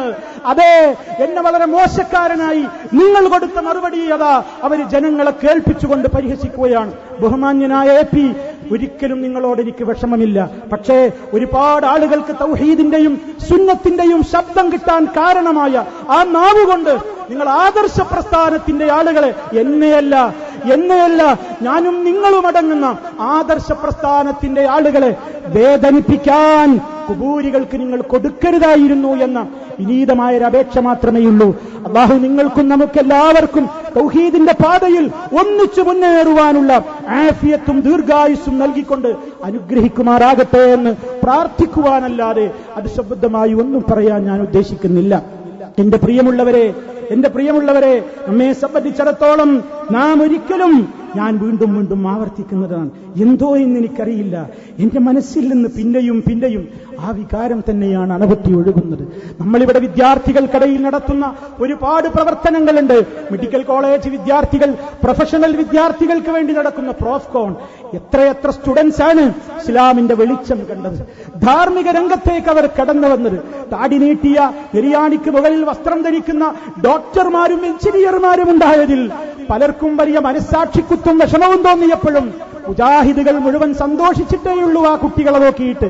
അതിന് കാരണമായത് നമ്മുടെ MSMന്റെ പ്രോഫ്കോൺ ആയിരുന്നു, CRE ആയിരുന്നു, ഹൈസക് ആയിരുന്നു, അതുപോലെ തന്നെ ഇല്ലൂമിനയായിരുന്നു. ഒട്ടേറെ പരിപാടികൾ MSM നടത്തിക്കൊണ്ടിരുന്നു. ISM നടത്തിയ വ്യക്തമായ നിലക്കുള്ള ഒരുപാട് ക്യാമ്പയിനുകൾ ശക്തമായ നിലക്ക് ജനങ്ങൾക്കിടയിൽ സ്വാധീനങ്ങൾ ചെലുത്തിയിട്ടുണ്ട്. അതൊന്നും നിന്നുപോകില്ല പ്രിയമുള്ളവരെ. ആരും വിചാരിക്കേണ്ടതില്ല ദഅവത്ത് നിൽക്കുമെന്നാരും വിചാരിക്കരുത്. ദഅവത്ത് ഇതൊരൊഴുക്കാണ് പ്രിയമുള്ളവരെ. നിങ്ങൾ തയ്യാറുണ്ടോ മുജാഹിദുകളെ? നിങ്ങൾ തയ്യാറുണ്ടോ? ഈ ദഅവത്തിന്റെ ഈ ഒഴുക്ക് ആരൊരു ഗ്ലാസ് വെള്ളം മുക്കിയിട്ട് തടയിടാൻ തയ്യാറായാലും അരുതേ. ഈ മലവെള്ളപ്പാച്ചിൽ ശിർക്കിന്റെ കോട്ടകൊത്തളങ്ങൾക്കെതിരെ തൗഹീദിന്റെ ഏറ്റവും വലിയ പടഹധ്വനി മുഴക്കിക്കൊണ്ട്, സുന്നത്തിന്റെ പടഹധ്വനി മുഴക്കിക്കൊണ്ട്, ബിദഅത്തിന്റെ മൺചിറകൾക്കെതിരെ ഈ ശക്തമായ കൂലംകുത്തി ഒഴുക്ക് തടയാൻ ആർക്കും സാധ്യമല്ല. സാധ്യമാണോ മുജാഹിദുകളെ? സാധ്യമല്ല. അല്ലാഹു അക്ബർ. അള്ളയാണ് നമ്മുടെ കൂടെയുള്ളത്. പടച്ചവന്റെ കാവൽ നമുക്കുണ്ടാകും. നമുക്ക് ആരോടും വിദ്വേഷം വേണ്ട, ആരോടും നമുക്ക് വെറുപ്പില്ല. നാം ഒറ്റക്കെട്ടായി ഇനിയും മഹല്ലുകളിലേക്ക് പോകുമ്പോ മഹല്ലുകളിൽ ചിത്രതയുണ്ടാകരുത്. നമ്മൾ നടത്തുന്ന ഇനി ഞങ്ങൾ എന്ത് പെരുവഴിയില്ലെന്ന് ഒരാൾക്കും തോന്നിപ്പോകരുത്. പെരുവഴിയിലല്ല, ഏകനായി പുറത്തേക്കിറങ്ങിയ, ആരാരും സ്വീകരിക്കാനില്ലാത്ത നമ്മുടെ മുത്തുനേതാവ് ഖലീലുള്ളാഹ്ക്ക് അള്ളയുണ്ടായിരുന്നു കൂട്ടിന്. ഭദ്രമായ പരീക്ഷണത്തിന്റെ തീച്ചൂളയിലേക്ക് അക്ഷരാർത്ഥത്തിൽ എറിയപ്പെട്ടപ്പോഴും ജിബ്രീൽ അലൈഹിസ്സലാം വന്നുകൊണ്ട് വല്ല ഹെൽപ്പും വേണോ എന്ന് ചോദിച്ചപ്പോൾ ഹസ്ബിയല്ലാഹു വ നിഅമൽ വക്കീൽ, എനിക്കല്ല മതി എന്ന് പറഞ്ഞ ആ മഹാനായ നേതാവ് ഇന്നും 5 നേരത്തെ നിസ്കാരങ്ങളിൽ ഹബീബ് സല്ലല്ലാഹു അലൈഹി വസല്ലമിന്റെ പേര് പറഞ്ഞാൽ ഉടനെ മുസ്ലിം ലോകം പേര് പറയുന്ന നേതാവാണ് ഖലീലുല്ലാഹി ഇബ്രാഹിം അലൈഹിസ്സലാം. അതുകൊണ്ട് ആദർശത്തെ സ്നേഹിക്കൂ പ്രിയമുള്ളവരെ. തൗഹീദിൽ നമുക്ക് തെറ്റുപറ്റിയിട്ടില്ല. അത് മുറുകെ പിടിച്ചുകൊണ്ട് മുന്നോട്ട് പോകൂ. ഒരു സ്ഥലത്തും നമുക്ക് ജിന്ന് വേണ്ട പ്രാർത്ഥിക്കാൻ. കുളിക്കടവിലും പുഴക്കടവിലും ഏത് സ്ഥലത്തും വിജനപ്രദേശത്തും ജനപ്രദേശത്തും ഒരു സ്ഥലത്ത് വെച്ചും ഒരു ജിന്നിനോടും പ്രാർത്ഥിക്കാൻ പാടില്ല. പാടുണ്ടോ മുജാഹിദുകളെ? പാടുണ്ടോ? ആരെങ്കിലും അങ്ങനെ വിളിക്കുന്നവരുണ്ടോ? ഏതെങ്കിലും ഒരു കുഞ്ഞു മുജാഹിദ് ഇന്ന് വരെ ഒരു പുഴക്കരയിലോ ഒരു കുളിക്കടവിലോ ഒരു വിജനപ്രദേശത്തോ ജിന്നെ കാക്കണേ എന്ന് വിളിച്ചിട്ടുണ്ടോ? അത് ആരോപണമല്ലേ? അതേ മുജാഹിദുകളെ, ആ ഒരു ആദർശ ധീരതയോടുകൂടി പടച്ച റബ്ബിന്റെ കാവലോർത്തുകൊണ്ട് മുന്നോട്ട് പോകൂ മുജാഹിദുകളെ. തളരാൻ പാടില്ല. ഈ ആദർശത്തിന്റെ കൈത്തിരി എനിക്കും നിങ്ങൾക്കും ഏത് നിമിഷം വേണ്ട എന്ന് തോന്നുന്നുവോ, നിങ്ങൾ പിന്മാറുന്നുവോ, യസ്തബ്ദിൽ ഖൗമൻ ഗൈറക്കും, നിങ്ങളല്ലാത്തൊരു കൂട്ടരെ പടച്ചോനോട് കൊണ്ടുവരും. നിങ്ങൾക്ക് വേണ്ടെങ്കിൽ നിങ്ങൾക്ക് പോകാം. വേണ്ടുന്നവരെ അല്ലാഹ് കൊണ്ടുവന്നു തരും. ഇതിവിടെ നിലനിൽക്കും. ലാ ഇലാഹ ഇല്ലല്ലാഹ് മുഹമ്മദുർ റസൂലുള്ളാഹി എന്ന ആദർശം ഇവിടെ നിലനിൽക്കും. അതിനേത് വില കൊടുക്കേണ്ടി വന്നാലും അത് നിലനിൽക്കും. അള്ളാഹുവിന്റെ കാവലുണ്ടാകും. തെറ്റിദ്ധരിച്ച് നിൽക്കുന്ന ആയിരങ്ങൾ ഉണ്ടാകാം. നിങ്ങൾ ആ വികാരം മനസ്സിലാക്കണമെന്നാണ് ഇപ്പോഴും ഞാൻ ഒരു നേതൃത്വത്തെയും കുറ്റപ്പെടുത്തിയല്ല ഞാൻ പറയുന്നത്. എന്റെ വേദന, അതെന്റെ വേദന ഞാനല്ലാതെ ആര് പറയാനാണ്? ഞാൻ ആ ഒരു 6 മിനിറ്റ് സംസാരിച്ചതിന് 1.5 ദിവസത്തെ മുഴുവൻ പ്രഭാഷണങ്ങൾ, ഒരു ദിവസത്തെ മുഴുവനും ഒരു രാത്രിയുടെ ഏതാനും ഭാഗങ്ങളും എന്നെ ഇങ്ങനെ കൊത്തി വലിക്കാൻ മാത്രം എന്താ അപരാധമാണ് ഞാൻ ചെയ്തതെന്റെ മുജാഹിദുകളെ? ഒന്നിക്കണം എന്ന് പറഞ്ഞത് അപശബ്ദമാണോ? ഒന്നിക്കണേ, തമ്മിൽ തല്ലരുത് ഉമ്മമാരെ ഉപ്പമാരെ എന്ന് പറഞ്ഞത് കണ്ണിലെ കരടാണോ പ്രിയമുള്ളവരെ? പൊൻപോലെ മുജാഹിദുകൾ കാത്തുസൂക്ഷിക്കുന്ന ഐക്യത്തിന്റെ ശബ്ദം അതെനിക്ക് കിട്ടിയ ഒരു വേദിയിൽ ഞാൻ പറഞ്ഞു, എനിക്കെന്റെ റബ്ബിനോടുള്ള മുൻകൂട്ടി റബ്ബേ എന്ന പ്രാർത്ഥനയല്ലാതെ ആരും എനിക്ക് വേണ്ടി അതിനെ ചുക്കാൻ പിടിച്ചിട്ടില്ല. ഞാൻ ആർക്കും വേണ്ടി അതിനുവേണ്ടി വാക്കുകൊടുത്തിട്ടും പോയതല്ല. എന്റെ മനസ്സിന്റെ വിചാരമാണ് ഞാൻ അവിടെ പ്രതിഫലിച്ചത്. ആ വിചാരം ഏറ്റെടുത്തവരാണ് നിങ്ങൾ. അതുകൊണ്ട് എന്റെ പ്രിയമുള്ള സഹോദരങ്ങളോട് എനിക്കിപ്പോഴും പറയാനുള്ളത്, ആദർശരംഗത്ത് നമുക്ക് വിട്ടുവീഴ്ചയില്ല. നമ്മുടെ കഴിഞ്ഞ സമ്മേളനത്തെ നമ്മുടെ ശത്രുക്കൾ എന്ന് പറയുന്നവർ വിലയിരുത്തിയത് നിങ്ങൾ കേട്ടോ? ജമാഅത്തെ ഇസ്ലാമിക്കാർ പ്രബോധനത്തിൽ ലേഖനമെഴുതി. എന്താ ലേഖനമെഴുതിയത്? നമ്മുടെ ഈ കഴിഞ്ഞ സമ്മേളനത്തെ വിലയിരുത്തിക്കൊണ്ടവർ ലേഖനമെഴുതിയത് എന്താണെന്നറിയോ? സമീപകാല സമ്മേളനങ്ങളെപ്പോലെ എതിർവിഭാഗത്തിനോട് വാശി തീർക്കാനുള്ള വേദിയായി KNM സമ്മേളനം ചുരുങ്ങാതിരുന്നത് ഭാവിയിലേക്കുള്ള നല്ല കാൽവെപ്പായി കാണണം. എന്താ പറഞ്ഞത്? മുജാഹിദ് സമ്മേളനത്തിൽ എതിരാളികൾക്കെതിരെ ഒരക്ഷരന്മാരും മിണ്ടിയില്ല, ഖുബൂരികൾക്കെതിരെ പ്രസംഗമുണ്ടായില്ല, ജമാഅത്തെ ഇസ്ലാമിയുടെ ഇസ്ലാം വിരുദ്ധ ആദർശങ്ങൾക്കെതിരെ പ്രസംഗമുണ്ടായില്ല, ഹദീസ് നിഷേധികൾക്കെതിരെ സംസാരമുണ്ടായില്ല. അങ്ങനെ എല്ലാവരെയും സന്തോഷിപ്പിക്കുന്ന നിലക്ക്, എത്രത്തോളം എന്നാൽ കാട്ടുകുബൂരിയായി അറിയപ്പെടുന്നയാളുടെ പിന്നിലും പോയി നിസ്കരിച്ച് കെട്ടിപ്പിടിക്കാമെന്നവരെ കള്ളക്കഥകൾ കൊണ്ട് പ്രോത്സാഹനം നടത്തിയ ഒരു സമ്മേളനം. പ്രിയമുള്ളവരെ, ആ നിലക്ക് ഒരു സമൂഹത്തിന്റെ മുമ്പിലേക്ക് ഈ ഒരു ആദർശവും മെസ്സേജും കൊടുത്തുകൊണ്ട് പിരിഞ്ഞുപോയാൽ, സഹോദരങ്ങളെ, ജമാഅത്തുകാർ വലിയ സന്തോഷത്തിലാണ്. ആരെയൊന്നും പറയാത്തൊരു സമ്മേളനമായി നല്ല കാൽവെപ്പാണ്. പ്രിയമുള്ളവരെ, വ്യക്തിപരമായി ആരെയും പറയാൻ നമ്മൾ ആളല്ല. പക്ഷേ ആദർശം അത് ഞാൻ പറഞ്ഞാലും ആര് പറഞ്ഞാലും ആദർശത്തിനാണ് മേന്മയുള്ളത്. ആ ഒരു പ്രത്യേകമായ കൈക്കരുത്തോടുകൂടെയല്ല, മനക്കരുത്തോടുകൂടെയാണ് നമ്മൾ മുന്നോട്ട് പോകുന്നത്. നമുക്ക് കൈക്കരുത്തല്ല ഉള്ളത്, നമുക്ക് ആൾബലമല്ല ഉള്ളത്, ആയുധബലമല്ല ഉള്ളത്, അംഗബലമല്ല ഉള്ളത്, ഒരു നിലക്കുള്ള ഭൗതികമായ ബലങ്ങളുമല്ല നമ്മെ നയിക്കുന്നത്. അല്ലാഹ് നിനക്ക് വേണ്ടിയാണ് ഞങ്ങൾ എന്ന പ്രാർത്ഥന, ആ പ്രതീക്ഷ, അവന്റെ മുമ്പിൽ മാത്രം മനസ്സു തുറക്കുന്ന ആ ഒരു പ്രതീക്ഷ, ആ പ്രതീക്ഷയോടെ പ്രിയമുള്ളവരെ നാം പിരിഞ്ഞു പോകണം. ഞാൻ ഇനി അധികം ദീർഘിച്ച് സംസാരിക്കുന്നില്ല, ഞാൻ കൂടുതലായി ഇനിയും സംസാരിക്കുന്നില്ല. ഇൻഷാ അല്ലാഹ്, അല്ലാഹുവിന്റെ തൗഫീഖ് ഉണ്ടെങ്കിൽ 27-ാം തീയതി തിരൂരിൽ സംസാരിക്കുവാനുണ്ട്. അതെ, അല്ലാഹു റബ്ബുൽ ആലമീൻ ഈ തൗഹീദി പ്രസ്ഥാനത്തിന്റെ ആദർശ രംഗത്ത് അടിയുറച്ചു നിന്നതിന്റെ പേരിൽ വേദികൾ കുറയുമെന്ന് പലരും പറയുന്നു. ഇനി ഇയാൾക്ക് വേദി കിട്ടില്ലെന്ന് പറയുന്നു. എനിക്കതിലും വിഷമമില്ല. എന്നെ ഇഷ്ടമുള്ളവർ വിളിച്ചാൽ മതി. എന്റെ ഈ കണ്ട കാലത്ത്, ഈ കൊല്ലങ്ങൾക്കിടയിൽ ഈ ഉള്ളവന്റെ ഉസ്താദുമാരിൽ നിന്ന് പകർന്നു കിട്ടിയിട്ടുള്ള പരിമിതമായ അറിവുകളുടെ വെളിച്ചത്തിൽ ഈ ഉള്ളവൻ പറഞ്ഞിട്ടുള്ള, അദ്ദേഹം പരിഹസിച്ചുകൊണ്ട് പറഞ്ഞതാണെങ്കിലും അതൊരു വസ്തുതയാണ്, ആയിരക്കണക്കിന് പ്രസംഗങ്ങൾ അള്ളാഹുവിന്റെ തൗഫീഖ് കൊണ്ട് നടത്തി. അല്ലാഹ് നീ കബൂൽ ചെയ്യണം. ആ ആയിരക്കണക്കിന് സീഡികളിൽ ഞാൻ പറഞ്ഞതിൽ പ്രമാണങ്ങൾക്ക് വിരുദ്ധമായത് വല്ലതുമുണ്ടെങ്കിൽ നിങ്ങൾ എന്നെ വിളിക്കരുതേ പ്രഭാഷണത്തിന്. ആയിരങ്ങളോടാണ് ഞാൻ പറയുന്നത്, പ്രസംഗമില്ലാതെ മൂലക്കിരുന്നാലും ആദർശ കേരളമേ, ആദർശ മുജാഹിദുകളെ, ഞാൻ പറഞ്ഞതിൽ പ്രമാണങ്ങൾക്ക് വിരുദ്ധമായി വല്ലതുമുണ്ടെങ്കിൽ നിങ്ങൾ സ്വീകരിക്കേണ്ടതില്ല. അതല്ല, പ്രമാണമാണോ വലുത്? നമുക്കൊന്നായി മുന്നോട്ട് പോകണം. അതെ, സന്തോഷത്തോടെ പ്രാർത്ഥനയോടെ പിരിഞ്ഞു പോകൂ. അല്ലാഹു ഈ ജമാഅത്ത്, ഈ വലിയ സംഗമം അല്ലാഹു സ്വീകരിക്കുമാറാകട്ടെ. പ്രാർത്ഥനകളോടെ പിരിഞ്ഞു പോകൂ ഉമ്മമാരെ, ഉപ്പമാരെ. നിങ്ങൾക്ക് തയ്യാറ് ചെയ്യപ്പെട്ടുള്ള വാഹനങ്ങളിൽ പ്രാർത്ഥനയോടെ കയറൂ. അല്ലാഹുവേ അൻത സാഹിബു ഫിസ് സഫർ, അല്ലാഹുവേ യാത്രയിൽ നീയാണ് ഞങ്ങളുടെ കൂട്ടുകാരൻ, നീയാണ് ഞങ്ങളുടെ രക്ഷകൻ എന്ന് പറഞ്ഞ് ഒരു ചിന്നിനോടുമല്ല ഉമ്മമാരെ നമുക്ക് പറയാനുള്ളത്, ഒരു ചെകുത്താനോടും നമുക്ക് പറയാനില്ല.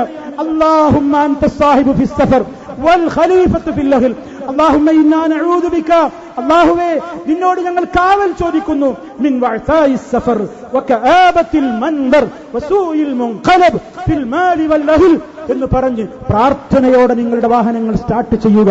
പടച്ച റബ്ബിന്റെ കാവൽ നിങ്ങൾക്കുണ്ട് മുജാഹിദുകളെ. ആർക്കും നിങ്ങളെ തളർത്താനാവില്ല മുജാഹിദുകളെ. ഒരു